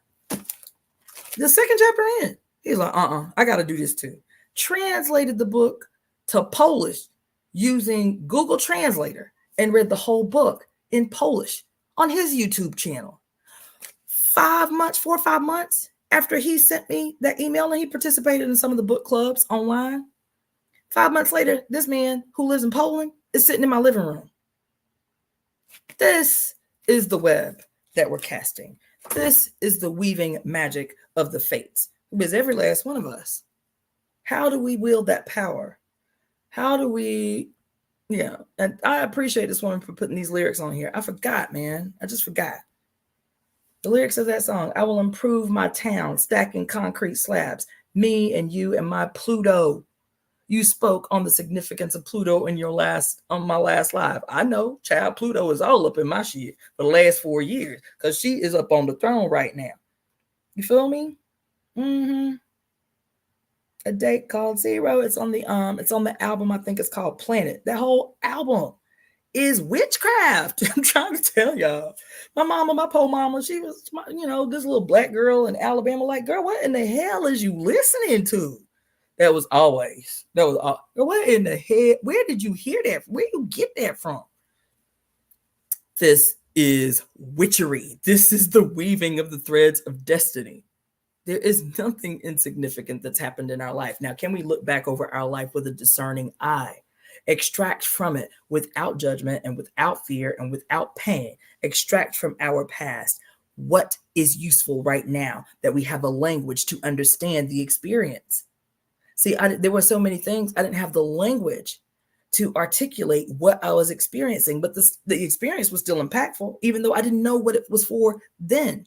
But now the spiritually, scientifically informed me can go back to my little baby, my little 12-year-old Cassandra, my little 8-year-old Cassandra at these very pivotal points in my life that I had no explanation for and no way to articulate. Now I have the language to inform that baby, and that informed baby and her response in real time, has an immediate impact on the me that you see sitting here right now. That's every song she heard. That's every experience she had, every injury she incurred. This is what it means when I say some shit like the past is always present. We know this, but what does it mean in real time? What does it look like in real time? Anyway, I can do this all night. But I'm gonna spare you. I'm gonna tell you, go and listen to Bjork's earlier music when she was in the Sugar Cubes. And even some of the shit she put out when she was a solo artist. And also today, the song Natural Mystic by Bob Marley has been on my spirit all day. I must have listened to it 30 times today. Woke up this morning. I'm gonna tell y'all one more thing. I had a dream last night. I haven't wrote it down, but it fucked me up. It's been with me all day. It really fucked me up. It was so vivid. It was about my sister. I'm always talking to y'all about this future. right? This future where people are going to start taking sides. And how I feel like the increase in violence against women is going to be state violence, but I also believe witchcraft is going to be the language that is used to justify crimes against women. I really believe that. I really believe that they're priming us to accept that all you got to do is label a bitch a witch, and any violence that happens against her is now justifiable, right? And how that particularly impacts me, because I have family members that I love, all my family members, I love them. We had great relationships with each other, but because all of them are so heavily Christian, I just have this deep burrowing concern and fear that the side that they choose will not be mine. That once certain things happen in society, they will turn on me. I feel it deep. I've talked about this a lot. I feel it deep. I had this dream about my sister last night, about her husband. They have 7 kids. And it was so deep because my sister lives in the Dominican Republic. She had been in Haiti for 12 years, but they're now in the Dominican Republic. And they are Christian missionaries. They are hardcore Southern independent fundamentalist Baptists, hardcore Christian missionaries. I had a dream that I went to visit them. I've never been down there to visit them since they moved down there when she was 22, 24. I had a dream that I went there and visited the church. They built a church. They built a school. And I went down there to visit them. And the whole time, my brother-in-law, who is the preacher of the church, was being as nice as he could be. But I could just feel in every moment, the aggression, there was this deep aggression against my presence. I went to their church. I sat in a sermon that he did. But even from the pulpit, it was this tension in the air that was just palpable. I'm always try to be respectful when I see them or whatever. And the dream that I was feeling like that, I was kind of just making myself smaller in space because I'm in their space, as to not be so bodacious or overt with my meanness. You feel me? And some things happened with my nieces and nephews. I don't remember what I said. Something happened. And I was like, you know what? I love you, Erica, but I got to get out of here. I can't do. I gotta go. It's to the point now I don't even feel safe, right? And I'm packing my stuff up. I was sleeping on a Padlet on the floor in one of the kids' rooms. And I get up in the middle of the night and I go to my car to put the keys, I'm going to look for the keys or whatever. And I get to the car and my brother-in-law is standing at the door of the car with my keys, refusing to let me get to my car so I can leave. And I'm like, yo, listen, I ain't trying to make no waves. I ain't trying to disrupt what y'all got going on here. Just give me the keys and I'll be up out of here. He was like, no, we need to talk. And he tells me I can't have my keys unless I get in the car and drive with him so he can, quote, talk to me about my life. So we drive and we stop at a gas station or something. And he is going off about this spirit that's inhabiting me. And it's the reason for all the chaos in my life. He going off. And I'm like, look, man, I'm grown. I'm 50 years old. I ain't trying to have this conversation with you. Y'all do what y'all do. I do what I do. I came here because I love my family. You feel me? I said, but when it was time to go, I was respectful. Silently beat the fuck up out the space, right? And he gets really, really aggressive.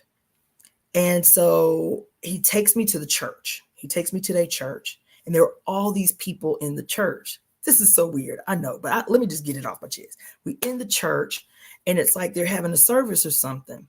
And I call myself trying to make peace. And I have a jar of butter for whatever reason, peanut butter, maybe, whatever, in my pocketbook. And I have some crackers. And so I was like, you know what? Let me give everybody some crackers with some butter on it. And so I'll walk around the whole congregation, taking these crackers out of my purse and slathering butter on the cracker, and everybody's eating the cracker. This is so fucked up. I'm telling you, my dreams be vivid and crazy. This is so fun. So I'm literally methodically walking through and giving the kids a cracker with some butter on it. I'm giving all the people the cracker with the butter on it. And all of a sudden, people start hitting the floor, falling out the chair, hitting the floor. Boom, boom. Everybody. After I done given them the crackers with the butter on it, I was like, what the hell is going on in here? He looks at the butter and he was like, you did this. You did this on purpose. You did. I was like, what? What I do? I'm trying to be nice. What I do? There was high potency THC, weed, marijuana in the butter, and everybody went unconscious. The weed was so strong, it knocked everybody in the goddamn church out. I'm like, oh my God, I cannot believe this. This is crazy. So I run out of the church. I grab my keys. I try to get in my car. And the way that I woke up is I have a sticker. I think I posted in my Facebook page. I have a sticker. I call my car and my house have a name. My house's name is Sanctuary and my car's name is Sovereignty. So my car has this sticker on it, a big sticker about this big. It's iridescent. It's beautiful. And the sticker says witch, big, on the window, right? It says witch. I locked myself in the car because my stepbrother that came out of the church, he's like, you did this on purpose. I can't believe you would do this. I told you there's a devil spirit in you. I told you, right? He punctures 2 tires on my car. And then to make me most mad, he snatched the witch sticker off my car and just ripped it right down the middle. So the top and the bottom was still there, but right out the middle, it was just ripped, right? I remember when my sister was in the kitchen cooking, it was like she was vacant. It was like her body was there and her responses and her voices was, but it was like she was an empty shell. She didn't have an opinion either way. It was like she was just existing in the space, right? That shit disturbed me so much this morning because again, man, I love my family. Yes, they all super hardcore Christians. They still funny. They still got big hearts. I love my family. I love my sister. I love my sister. I love this woman. I love this woman. And that last night, that shit fucked me up. I said, because I'm certain she is the first one that will go. She is the first one who, even though she knows I have not committed crimes against humans, that I put my hands on human beings to use what I know and have had access to change their lives, to help them, to heal them, to help them heal themselves. That I am a good person. I'm a good human being because I love human beings, because I love to be a human being, because I love existence. I love this life. I would never think of doing harm to a human being. That shit is like the furthest thing from my mind. You feel me? And it will not be enough, child. It will not be enough. It will not be enough to be good. It will not be enough, like I said an hour ago, to not break the law. To be, quote, a law-abiding citizen. It will not be enough. And if we are not prepared for that, what is to stop what happened with the rise of Nazi Germany and their first act, their first order of business was to implement the death penalty for those seeking safe medical procedures known as abortions? What if we cannot be prepared for and get in front of what we're seeing unfold in front of our very eyes in real time? What would prevent the Salem witch trials? What would prevent who of your people in them who still subscribe to Christianity would hear somebody like Trump or even Biden's extra Catholic ass say witchcraft is again the issue of the day? And in an attempt to flesh this evil out from among civilized society, you may have to turn in people that you really care about. But this is the Lord's will. This is divine order right here. The Inquisition lasted 900 years. Men, women, and children turning against their mothers, their daughters, their sisters, their aunties, their lovers, their friends, under the threat imposed by the state. The state did that. The state did that. People executing orders under Nazi Germany, that was the state in its relationship to the German Catholic Church. The state did that. We ain't even got to go back that far.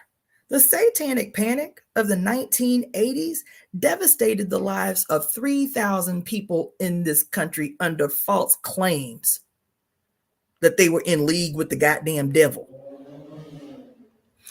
Of the thousands of people who were tried on trumped up charges,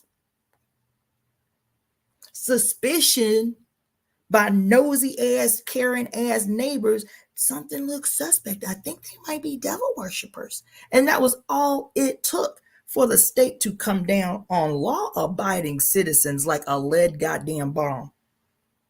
They said there were more than 2,000 people who went to jail, had charges trumped up against them, all kind of crazy ass stories told about them, and not a single people dragged through media, dragged through court, and all of this shit, lives devastated. Several of them committed suicide because of the impact that these accusations had on their life. More than 2,000 people were arrested all over the country on trumped up charges of affiliations with satanic rituals and shit. Do you know not one person, not one charge stuck? All the charges ended up overturned after devastating these people's lives. That was just in the 1980s. That was just in the 80s. The Satanic Panic that lasted almost a goddamn decade. All of a sudden, every I want to get rich quick motherfucker is an expert on Satanism and how to identify Satanists in your community. Based on a book written by a woman who it eventually was revealed she became the leading expert, her and her psychologist became the leading expert on satanic cults and rituals, trumped the whole motherfucking thing up. Devastated the lives of 3,000 goddamn people, and decade later, oh, that shit wasn't real. I'm just telling you. You can see it everywhere if you know what you are witnessing. If you know what you are witnessing, and I'm telling you, the aggressions will be centered. Well, the bullseye for these aggressions will be women in general and women of color in particular. And y'all will all be on board with it if you do not know what you are looking at. And so this dream was really profound because I'm always saying that when I'm visiting my family, when I'm at home, I call it respect because I love deeply my family. I don't have a lot of the same traumas and wounds with my family as a lot of people do. I love my family. I feel relief and calm when I go home to visit my family. I love my people. And I know I am crystal clear that when it comes down to it, it will not be enough. The only person who may be like, I don't give a fuck, this is my baby, is my mama. And that will be a struggle for her. That will be a struggle for her. She won't do it easily. It'll be a struggle for her. You know what I'm saying? This is what it is. How do we prepare for that? As witches, as seers, as architects of the future, as creators of the new radical now, as people who are the destroyers of old traditions and the complete creation of new traditions, new mores, new institutions, new ways of doing business, new ways of doing everything. Can we trash every goddamn thing and just try something new? Because what we create is always going to be better than what this bitch done created. And to say that is to put yourself in a direct competition with the state. To say, I'm not interested in anything if it's not an institution of dual and contending power. Whatever they done built and constructed at our expense, I want to build the exact ass opposite of that. Everything they done built, I want to build the opposite of that. If it does not contend, I'm not trying to recreate. I'm not trying to clean up the edges of that which already exists. All of it's corrupt. All of it's exploitative. How do we create the radical new? What is the new culture of the new age? What is the new collective conscious culture that defines us? That defines us, conscious, aware, adult beings in this period in human history. We have to create that. We have to set it off. One of the core essences of the age of Aquarius, the water jar of knowledge, tools, connects that have been poured forth that flows in us all. Yes, it's the waters of heaven, right? It is the kind of transformation of the transference of information that allows us to have the opportunity to do things quickly. We are officially in an air sign. There is no more burdensome, heavy movement. This shit, man. The last time we was in an air sign, y'all, they built the pyramids all across the equator, all across the planet. Think about that. The last time we were in an air sign, which was 8,000 years ago, Gemini was the last air sign we were in. 8,000 years ago, child, megaliths just popping up all over the goddamn planet, looking the same across every continent, even before these people had even met one another. You feel me? This is the radical, rapid reproduction of information, the reproduction of, the sharing of, the dissemination of. But we have more information. We can really create something radical. We just have to, set it off. I don't know what that looked like, but we can have a discussion about that. Maybe we need to have November 19 coming up. We still ain't planting nothing. I'm not planning it by myself. I'm not doing it. November 19th is the day of days. I've been talking about November 19th for 4 years. This year is the year. November 19th is the day. We need a witches revival or some shit. That's it. We need a witches revival. Yep. All the magic workers, all the light workers, all the dark workers, all the healers, all the wisdoms, all the sages, all the shamans, anybody who color outside the lines. Yep. How we going to get them in the stadium? How we going to get them jolly on the spot? You understand? For a week-long event where we create the future in real time. This is what the institutions of learning are going to look like. This is what the agricultural system is going to look like. This is what, factory work is going to look like. This is what it's going to mean for people to define the value of their labor for themselves. This is what it's going to look like. This is what government is going to look like. This is the constitution of the new age. We're going to trash this shit. Stop calling old tyrants goddamn founding fathers. These tyrannical lunatics in bed with the goddamn church in the state. Ain't nobody founding fathers. Megalomaniacal lunatics and shit. No. What are the systems of judgment going to look like? Who are going to be the judges? Who are going to be those that establish what true, harmonious, sovereign-centered justice looks like in this new age?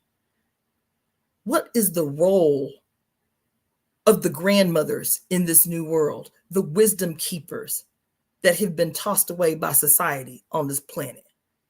Child, what is the world that our babies are going to be born into, and how do we all cover and take responsibility for them? Not some individual person who can barely keep the lights on and shit. Now she is covered. He is covered. They are surrounded by a whole process that recognizes this new entity as a part of the whole that is intricately necessary for the tapestry to unfold in perfect harmonious fashion. Child, this is the shit we got to be talking. What does art and culture look like in this new age, in this new world? What function does it play? Is there going to be some ass reactionary ass shit propagating as art? Oh, art for art's sake? The hell you say? No, you can't get no fun for no bullshit like that.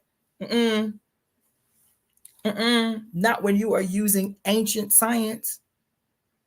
You're using music, sound, water. It's the sound's impact on the water. To speak spells over human beings of despair and misery. Not in this world, not in this age. That ain't gonna happen. Giving in the dream was symbolic for you to offer people a slice of consciousness passed out because they weren't the ones meant to receive it. Yes. How do we ensure the healing of those affected by war and famine? Because I'm telling you, we're in the age of Aquarius. It's an air sign, but what is it? It's the water bearer. That's why, remember a few weeks ago, we was talking about how everything is so heavy and burdensome. And I told y'all I'd been having consistent dreams where I wake up, and when I'm in that space between sleep and wake, I feel like, I would imagine you feel like when you're about to die, right? Like I told y'all about the car accident where I almost died. And there was this palpable feeling in the moment where I let go of the wheel, because I was like, this is it. There's no way I'm walking away from this. And instead of panicking, I was like, there was this eerie, indescribable calm. And I just sat back in the seat and took my hands off the wheel. And I was like, all right, I guess this is it. I've been waking up like this for months now. This feeling like death is near. And I was like, well, does this mean me? Does this mean somebody in my family? Like tripping about it, trying to avoid it, trying to evade it. And then it hit me. We are in the age of Aquarius. This burden that we all feel and we're trying to medicate ourselves the fuck away from, the burden that we feel, the feeling like the end is near, the feeling of death in our bodies is because we are all connected. There used to be enough distraction, like this guy talked about when he talked about the cabaret and the seductive power of evil, the stage being a metaphor for human corruptibility, our ability to look past obvious aggressions and suffering and shit, right? To refuse to see the dangers right in front of us because we're distracted by the dazzling. You feel me? The reason we're all feeling this shit is because there's no escape. There's no way to escape what is happening to millions of human beings around the planet. It used to be easy to escape, but the age of Aquarius is saying there is no escape. You are experiencing your body a very real near end of someone else. Someone else right now is experiencing a near death, a death near them, somewhere on earth, multiple places right now on earth. So I just saw a video today on IG. This girl said 100 people were killed in one township in Africa, in these conflicts in Africa. 100 people in a day. It's not on the front pages. It's not flooding the Instagram feed because they look like me, right? This is everywhere on earth. This shit is unfolding, right? And so, no, it was not like the reason I was avoiding it was because even though it was this eerie calm, I still knew the feeling. The only other time that I experienced it was when I almost died in that car accident. I was like, damn, well, does that mean I'm about, like, I still got so much to do. I got shit I got to do. Like, it ain't time for me to go. She's like, girl, stop avoiding what I'm trying to show you. But it's not you, but it's everyone around you. The earth is plagued with people losing their life every day, all the time, every minute of the day. And it's not to demoralize you, it's to be aware. We can't change the shit if we're not consciously aware. The age of Aquarius guarantees that if we can, I'm gonna tell you, I know this might be a stretch for some of y'all. I am constantly talking about the miasma all of the time. I am constantly talking about the impact that our mouths have on the material planet. In the age of Aquarius, that impact is going to be magnified times a million, times a billion. I have this sneaking suspicion, and I've said it before, I'm still working on it ideologically as a healer. I've talked about how, like, I've asked this question of myself in this world that I want to create, in this new future that I want to create. Can I be okay with the changing of labels? Right now, I'm a healer because the world needs healing. You feel me? I'm a doctor because the world needs a doctor. You feel me? And I ask myself, can I be okay with the necessary changing of my label? Because in the world that I want to create, there will be no need for millions of people to become doctors, for millions of people to become healers in the world that I want to see exist. That unwellness is not the norm in this world that I want to create. I mean that literally. I'm not talking figuratively. I'm saying if we can look at all of these things, this is how my brain works. If we can look at all of these things that rest in these webs of the matrix, right?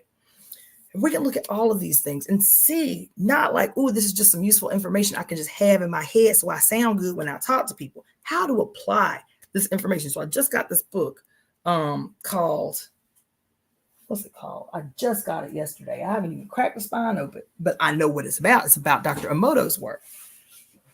It's called The Healing Power of Water, I think. Oh, here it is. Right? So these, boy, y'all just right up under my feet. Oh, sorry, boo. I'm sorry, baby. Y'all just right up under my feet. I just got this book as I ordered. I ordered books, obviously, faster than I can read them. That's my one remaining addiction is books. Anyway, I just got this book yesterday. The Hidden Messages in Water, right? So this is based off Dr. Emoto's work. The Hidden Messages in Water. Why would I bring that up? When you ask me a question about how do we ensure the healing of those affected by war and famine? No running nor hiding from truth. That's right. Where you gonna hide? Where you gonna run? Where you going? We right up in it. This is the mother's body. We are the cells in the mother's body. When one of us is unwell, all of us are unwell. When we all make the effort to heal, the healing spreads. Why am I raising this within the concept of the hidden messages in water? The importance of Dr. Emoto's work. How can we apply this? How can we use this in real time? I'm telling you, this work is the most underestimated and understudied and under talked about work among people who call themselves spiritual leaders, healers, people who are doing revolutionary work, evolutionary work. This probably need to be our textbook. Because the gravity of the impact of this work, the potential, because there was a group of German scientists who picked up where his work left off. We're in the age of Aquarius, where the firmaments meet. The water of the air, the water of the atmosphere, the waters, quote, of heaven, and the impact transitioning out of the Piscean age, the water that we see, the ocean, right? The space that connects them, right? And this work, to me, I talk about the miasm in the Encyclopedia of Myths and Secrets. Okay? The Encyclopedia of Myths and Secrets. What does that mean? The miasma is what? A spiritual pollution that hangs in the air. That's what it means, a spiritual pollution spoken from the mouths of injured women that exists forever until it is resolved. That's not just spiritualism. That is now what Emoto has discovered is the impact of our voice, not just our voice, because he also said all you got to do is think the word for it to change the molecular structure of the water. You ain't even got to say the word aloud. All you have to do is focus your energy on the object water and think the word attached to it, and it will change the molecular structure of the water. And so how is what they said a few thousand years ago, a miasma is a spiritual pollution that is spoken from the mouths of injured and hurt women that can live on forever and ever and impact through generations until resolved. What does that mean? Different. It's just a different language of expressing the same thing. Our presence in the earth impacts everything on the earth. So how do we use water to change it back? I told y'all a story some time ago about how that movie, The 10 Commandments with Charlton Heston, fucked me up when I was a little kid. That shit fucked me up. That shit was scary. That shit was terrifying. Especially the part where the people had to kill the ram and put the ram's blood over the door. You know what I'm saying? So when the last punishment came, you feel me? The last, quote, plague came to punish Egypt. What a fucking terrible story, right? That they would be spared because God was so mad at the Egyptians and shit that he was going to come and kill all the firstborn babies of the whole kingdom, right? And that scene in this movie, I was a little kid when I saw this movie, but that one scene perpetually, foreverly fucked me up, where there is a stillness in the empire. And then all of a sudden there's like somebody blows in the ram horn. And as he does it, a hole in the sky opens up that looks like, just like a spiral of clouds. This hole just opens up in the sky. And all of a sudden this white, like it just looks like fog, but it's like rapidly moving. And it scatters in every direction throughout the kingdom, in every crevice, just looks like a cloud that spreads through the whole kingdom. In the blink of an eye, you hear all the women in the kingdom screaming at the shock of their babies dying in their cribs or dying in their sleep. All the firstborn of the kingdom dying in the blink of an eye because the angel of death has come to take the lives, to take the breath from all the firstborn in the kingdom, all the firstborn males in the kingdom. That's a hell of a goddamn story. Well, I'm always thinking about building institutions of dual and contending power. How do we do that? And so I had this thought one night, because that shit sat with me for so long. I was like, what does that mean? What is that a metaphor for? The goddamn angel of death sweeping like an instant all over everybody, and everybody drop dead? I was like, can we create its opposition? How can we use the power of our mouth? How can we use the power of our ashe to, instead of speaking lament and pain all the time, all things bad, all things wrong, all things terrible, all things bad, the world's going to end, the world's coming, the war, this, can we collectively speak an angel of life over the entire planet and see if it can have the opposing impact, an angel of life that in an instant spreads throughout the entire human population? That's what what's his name? Bruce Lipton says in the biology of belief. In the biology of belief, this man is a scientist. He is talking about the impact of belief on your blood, on your neurotransmitters, on your flesh that is measurable. He's talking about the science of belief and the impact that it can have on you. Can we use that information in Emoto's information, which is science, which is measurable, which is observable? And we called it spirituality for 6,000 years. Here, science is giving us another language to say the same thing. Can we speak an angel of life over the planet? Bruce Lipton, in the biology of belief, PhD scientist that he is, says the way that quantum physics works and can have an impact on humanity is all we need is 1% of the human population to accept an idea and internalize it as true. And that belief can cause a quantum impact on the entire population. Can 1% of us get our motherfucking mind right and speak life onto the earth so that we know that it impacts not only the water of the ocean, which is the greatest supercomputer on earth? That's science, by the way. That's not my opinion. Water is the greatest supercomputer on earth. So not only when we speak this conspiracy on the planet, we know that the mother's language of science is going to guarantee its outcome in this planetary alignment and our entry into the Aquarian age, which will ensure that it spreads like wildfire. That's the nature of the Aquarian age. That's what sisters just said. That's what the last air sign age guaranteed. The rapid quantum dissemination of new ideas and information. You understand? What's another one? Child, I got them all here. You tell me. Tell me what language you need me to speak to help you to understand that we have in our position right now, even as we work in class.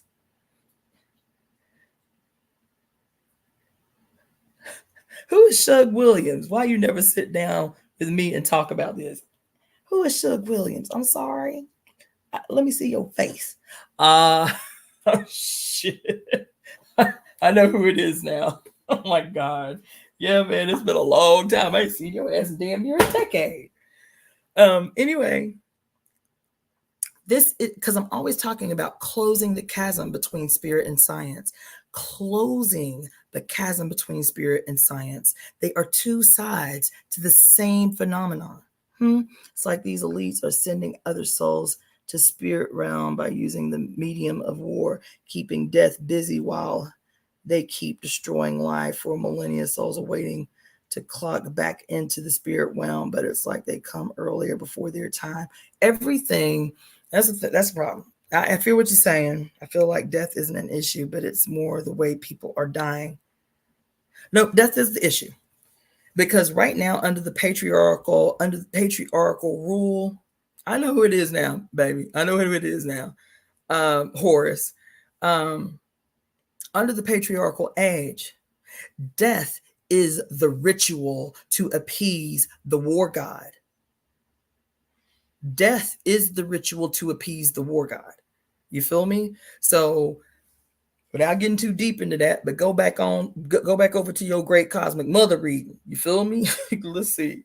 Go back to the rise of patriarchal religions, the chapter called The Rise of Patriarchal Religions, and see the role that, here it is, right here. Just turn right to it. Shit. What'd she say? This is about blood. This is about the relationship between men and women and how men deprived of the experience of their mother's blood. What does she say? As Margaret Mead and others have shown, the more warlike and authoritarian a society is, the stronger its menstrual taboos. In such societies, a paranoid emphasis is placed on women's corrupting and debilitating influence, meaning, all these taboos about how you can't have sex with a woman while she's bleeding, or like an Ephod tradition, men will freak out if you're on your menstrual cycle and you touch them or you touch their head. There are all these taboos that exist in every culture about women bleeding and how women's blood will disempower men or weaken men and shit, right? So that's what she's talking about. She said there's a paranoid emphasis placed on women's corrupting and debilitating influence and men's need to overpower, dominate, and devalue them. Male training in aggression is linked with taboos for both men and boys against any knowledge of or contact with their women's natural functions. It would seem that when there is no acknowledgement of women's bleeding, then there is instead a male acting out of ritual and violent bloodshed in war. Warlike, aggressive male societies are in rivalry with women over which sex sheds the most sacred blood. War is men's response to women's ability to give birth and menstruate. All three are blood-shedding rituals: menstruation, birthing blood, and warfare, right? All three are blood-shedding rituals. Women's blood rites give life, however, while men's bloody rituals give only death. To compensate for this, such authoritarian societies culturally repress and degrade women's blood rituals and functions, while elevating murderous war to a holy act. The women's menstrual mysteries of inspiration become, in a war god worshiping patriarchy, the mysteries of resisted knowledge, suppression, and madness. Death is the issue. Death is the issue. Death is the necessary sacrifice to a malignant, drunk, fucking war god created. How?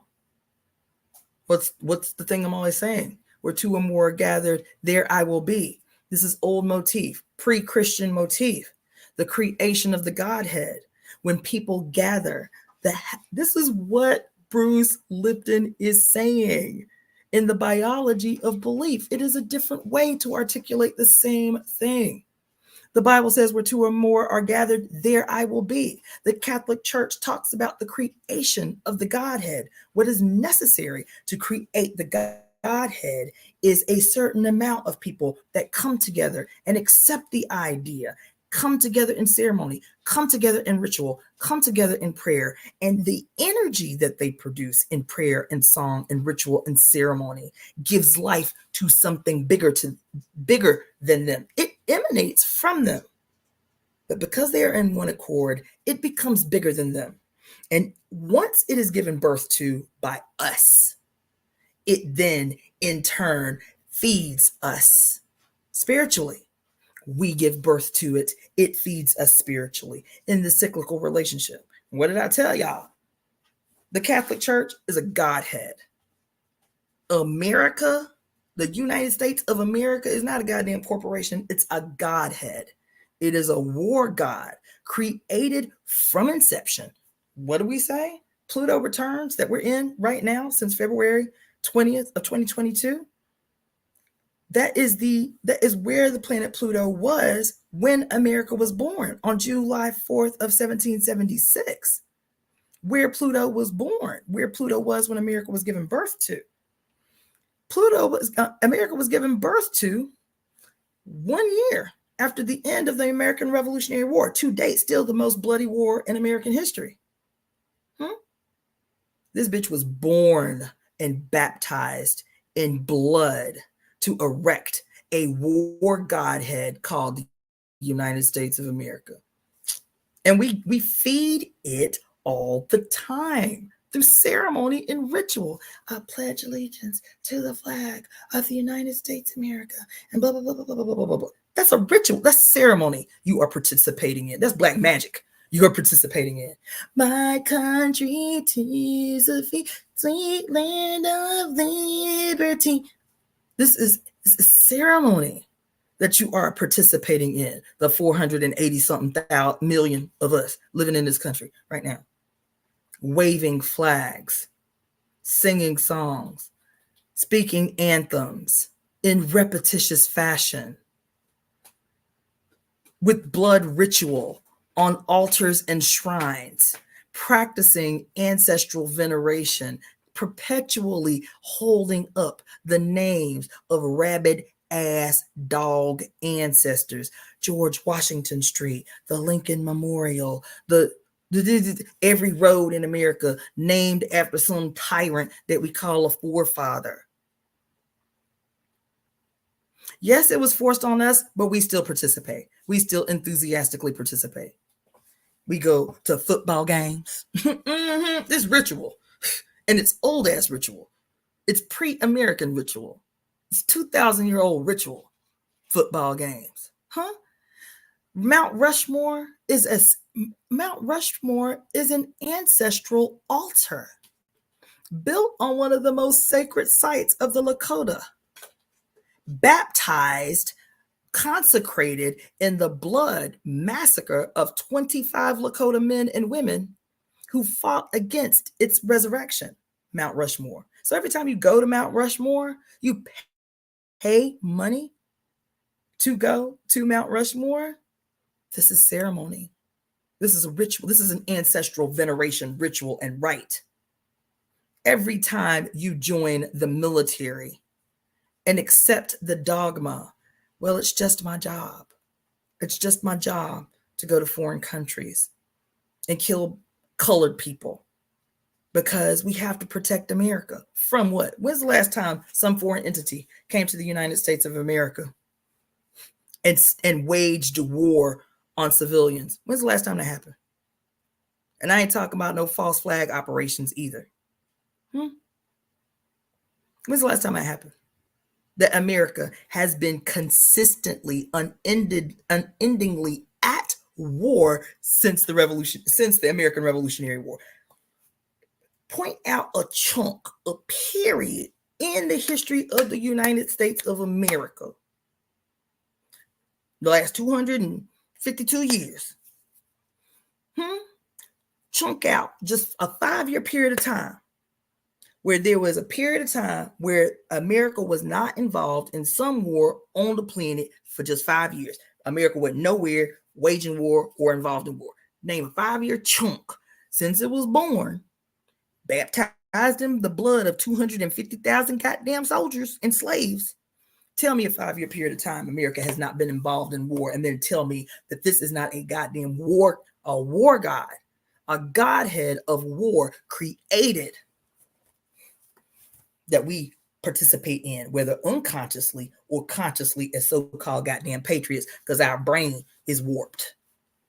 Tell me, somebody show me a 5-year period of time in the last 252 years America ain't been involved in war somewhere. Just 5 years, just a 5-year piece of history where America has been peaceful, the globe over.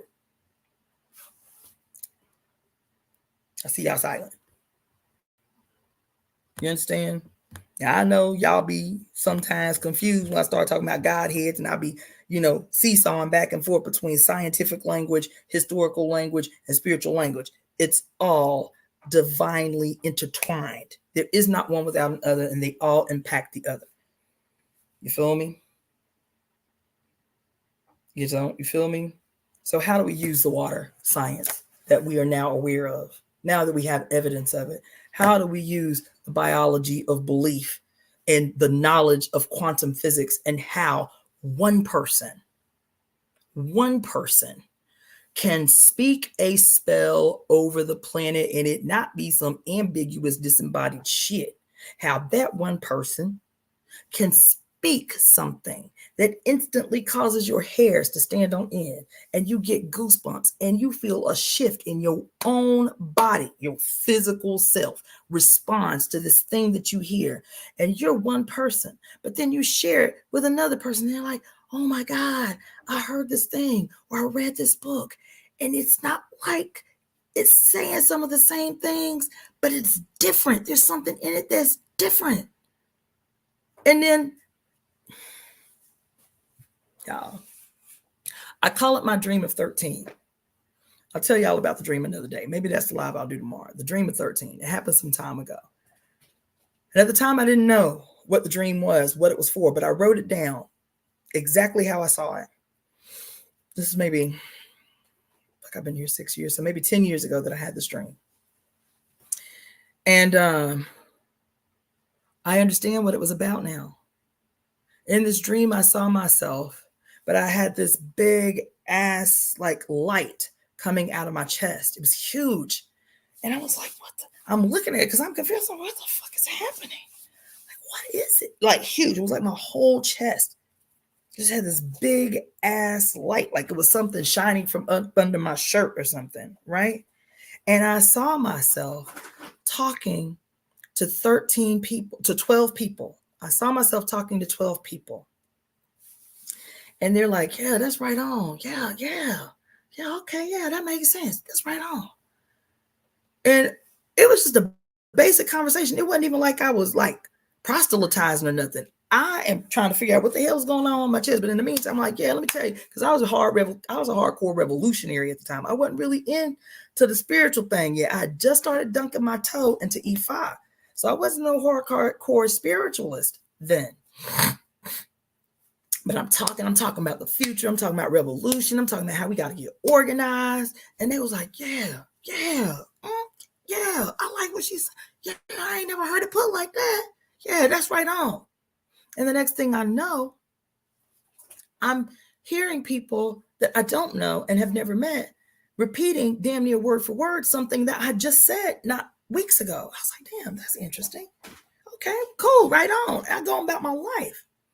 Next thing you know, I hear a news report. This is in the dream. This is a very, very condensed, super short version of the dream. But I hear on the news, something is happening. People are talking and it's different.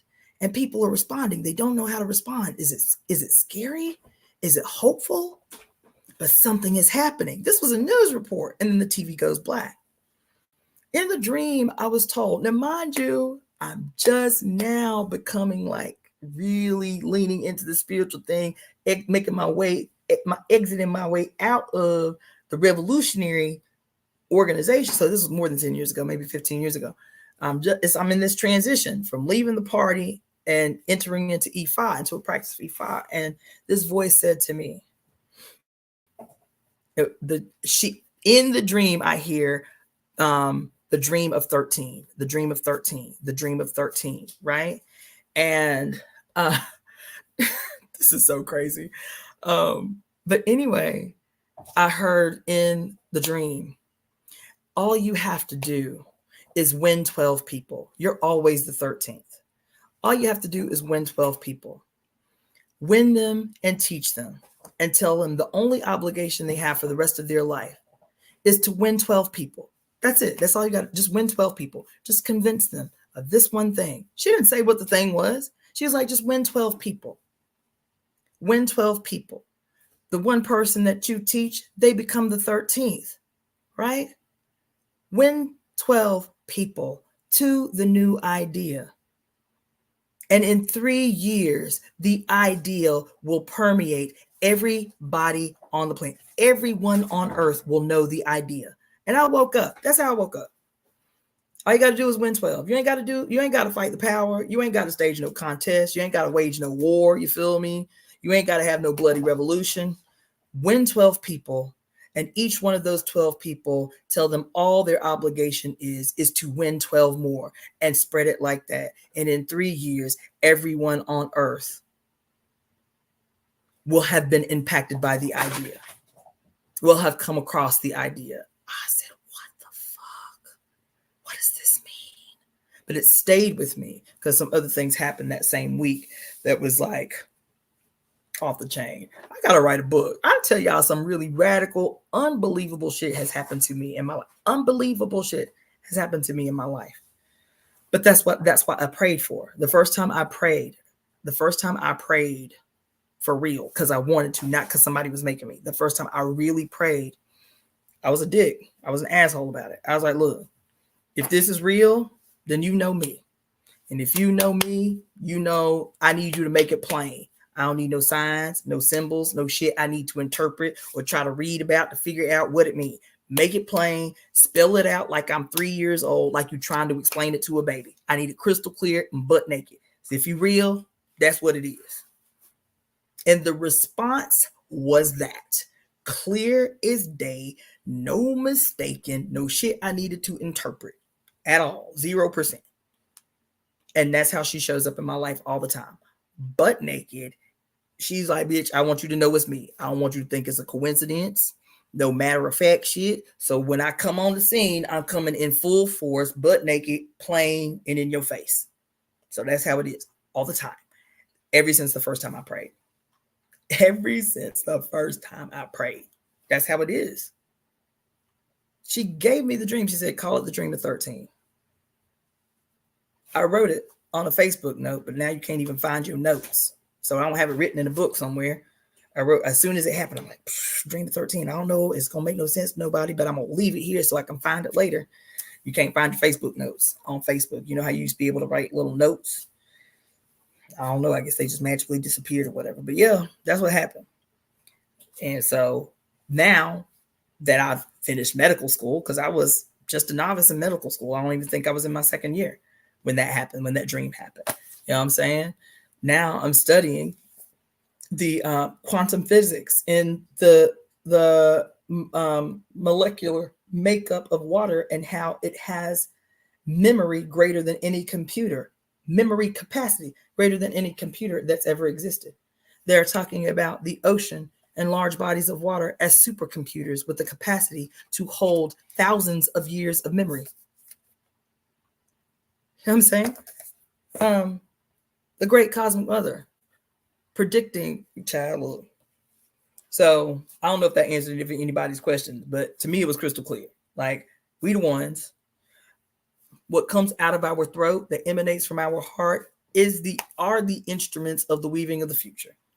All these motherfuckers been speaking spells over our life. Now, can we collectivize our efforts and create and speak out of our throats the angel of life, the angel of healing, the angel of union? If the so-called mythological Moses can call out the goddamn sky, the angel of death, whose megalomaniacal ass is gonna kill all the babies in the goddamn kingdom because the poor ass Hebrews done been brutalized by a bunch of Negroes in Egypt, and y'all accept that shit as truth, this brutal, tyrannical work of fiction, ask your best Jewish friend, because I know y'all got them. Ask your best Jewish friend, because I used my question when I met Jewish people used to be, what's your position on Palestine? For a long time. Like, we couldn't kick it. We couldn't just, quote, be friends without me knowing what your position on Palestine is. I'm telling you, y'all got the nice version of me. Let me just say that. Y'all got the nice, cool, calm, and collected version of me. There used to be a different version of me. And if you Jewish and I knew you was Jewish and, you know, we ended up in the same space together, my first question, what's your position on Palestine? What kind of Jew are you? Are you a Zionist? Are you pro-Palestinian? Because that will determine how much longer we can speak. This was before all this little shit popped off. You feel me? And so now my question is, what is your position on the story of Jews, Hebrews in Egypt? Is it still your belief that a bunch of black-skinned people in Egypt held y'all people hostage for 400 years? Slaves that built the pyramids? Is that still y'all position? Because it will determine how we can relate. I'm telling you, these are the hard questions that we have to ask. Who we choose to align ourselves with. How are you going to be friends with a motherfucker who think your ancestors or people that look just like you held y'all hostage for 400 years when every anthropologist and every archaeologist on earth has said in one accord, yep, well, there's no archaeological evidence that supports that ever happened. But what there is archaeological evidence of is the Hyksos presence invasion of Kemet and working their way all the way up through the bloodline. Hence, we can see on the walls the changing of the complexion of the pharaohs. That's what they did. They invaded Egypt, the Hyksos, their ancestors. You understand? And literally married their way into the nobility and changed the actual complexion of the whole dynasties, all the dynasties. You understand? That's what they did. They did do that. But there ain't no evidence nowhere that slaves built the pyramids, that enslaved people, brutalized, oppressed people built the pyramids. But then y'all still say prayers and say thank you for liberating us from the evil ass, black ass Egyptians. That's what they tell y'all. Jews tell y'all that y'all had to be slaves, Negroes, in the Americas as punishment for what y'all did to God's chosen people. See, we God's chosen people. You feel me? And so y'all suffering was destiny. And we accept it. So we wear this shroud of shame and guilt all over. Well, we did, enslave them, God chosen people and shit. There's a gang of black evangelical people all over the country right now today who still accept slavery had to happen. Because if God didn't want it to happen, he wouldn't have allowed it to happen. He knows the divine reason that slavery had to happen. It must have been punishment for some crime our ancestors did. I don't know how I got on that, but anyway, you understand? Yeah. I love you guys. I said I was going to stop talking an hour ago. Now I'm for real because I'm tired and my throat hurt and I got shit to do tomorrow. I got a punk rock concert to prepare for. You understand? I appreciate y'all. This was fun. Horace, it was good to see you, even if only for a moment. Kylie Luna, let's see. Yeah. Kai Luna Healing. Do we know each other? Kai Luna Healing. I was thinking you were one of my professors, but I think I saw that wrong. Anyway, yeah, I appreciate y'all hanging with me. Akeem, I always love your input. Yeah, come on in the room, Akeem. I didn't even see that. The angel of ease and sovereignty and truth. Yes, that. It is possible. In my estimation, it's probable. If we can do what Bruce Lipton said, if we can do what my dream said some 15 years ago, speak the future into existence right now. Do it right now. Even if you do your manifestations, you do your affirmations of abundance, just add, mother, let the angel of ease and sovereignty and truth, justice, sweep over the planet like a miasm. But instead of a spiritual pollution, a spell, a conspiracy of a radical new future. Let's do that. Good night. I'm Cassandra-Floyd, also known as the Daughter of the Fates, founder of the Temple of Evolutionary Emergence. If you want to get a reading, if you want to get a whole health wellness consultation, each of which are an hour long, you can email me at releaseheartcenter@gmail.com. That is releaseheartcenter@gmail.com. My handle for my YouTube channel, those of you who are following me live through IG right now, is at Daughter of the Fates. FATES, at Daughter of the Fates. That's on my YouTube channel. Those are my handles basically everywhere. Cassandra-Floyd or Daughter of the Fates. That's my X, that's my Twitch, that's my Facebook page, Cassandra-Floyd or Daughter of the Fates. That being said, thank you so much. Thank you again, Simone, for the beautiful wand that you mailed to me. It was so gorgeous with moonstone, rose quartz, selenite. What else is on here? Beautiful amethyst on the bridge. My sister sent this to me, and this beautiful homemade Florida water the sister sent to me. I appreciate it so much. And one of these days soon, I'm going to pick back up on the reading, but it'll probably be next week. I got so much going on this weekend. It'll probably be next week where I re-begin our latest book, which is, there's a lot of glow, Beyond God the Father and Towards a Philosophy of Women's Liberation. Beyond God the Father and Towards a Philosophy of Women's Liberation by Mary Daly. She is also the author of the last book we read, which was Pure Lust. If you're interested in the books that I read, just go through the folders. You will see the titles of the book on the folders, and all of the readings of the books that I've done are on there. So Pure Lust, Great Cosmic Mother, the Women's Encyclopedia of Myths and Secrets, The Communion, The Female Search for Love. What else have we done? Oh, The Alchemist, which was lovely. And some other ones. I tell you, I'm going to ask y'all opinion, and y'all can tell me what you think. Y'all don't have to respond right now. But I was thinking about adding a most controversial book to my read list. How would y'all feel about me? How would y'all feel about me reading Behold a Pale Horse by William S. Cooper? I don't know if many of you are familiar with it. I read it when I was very young, and it shook my whole universe. Behold a Pale Horse by William S. Cooper. I was thinking the other day, like, damn, that'd be a really, really radical book to read online, to do an audio book of. So if you're about it, let me know. I have it, and I can make that one the next on our list. All right. Good night.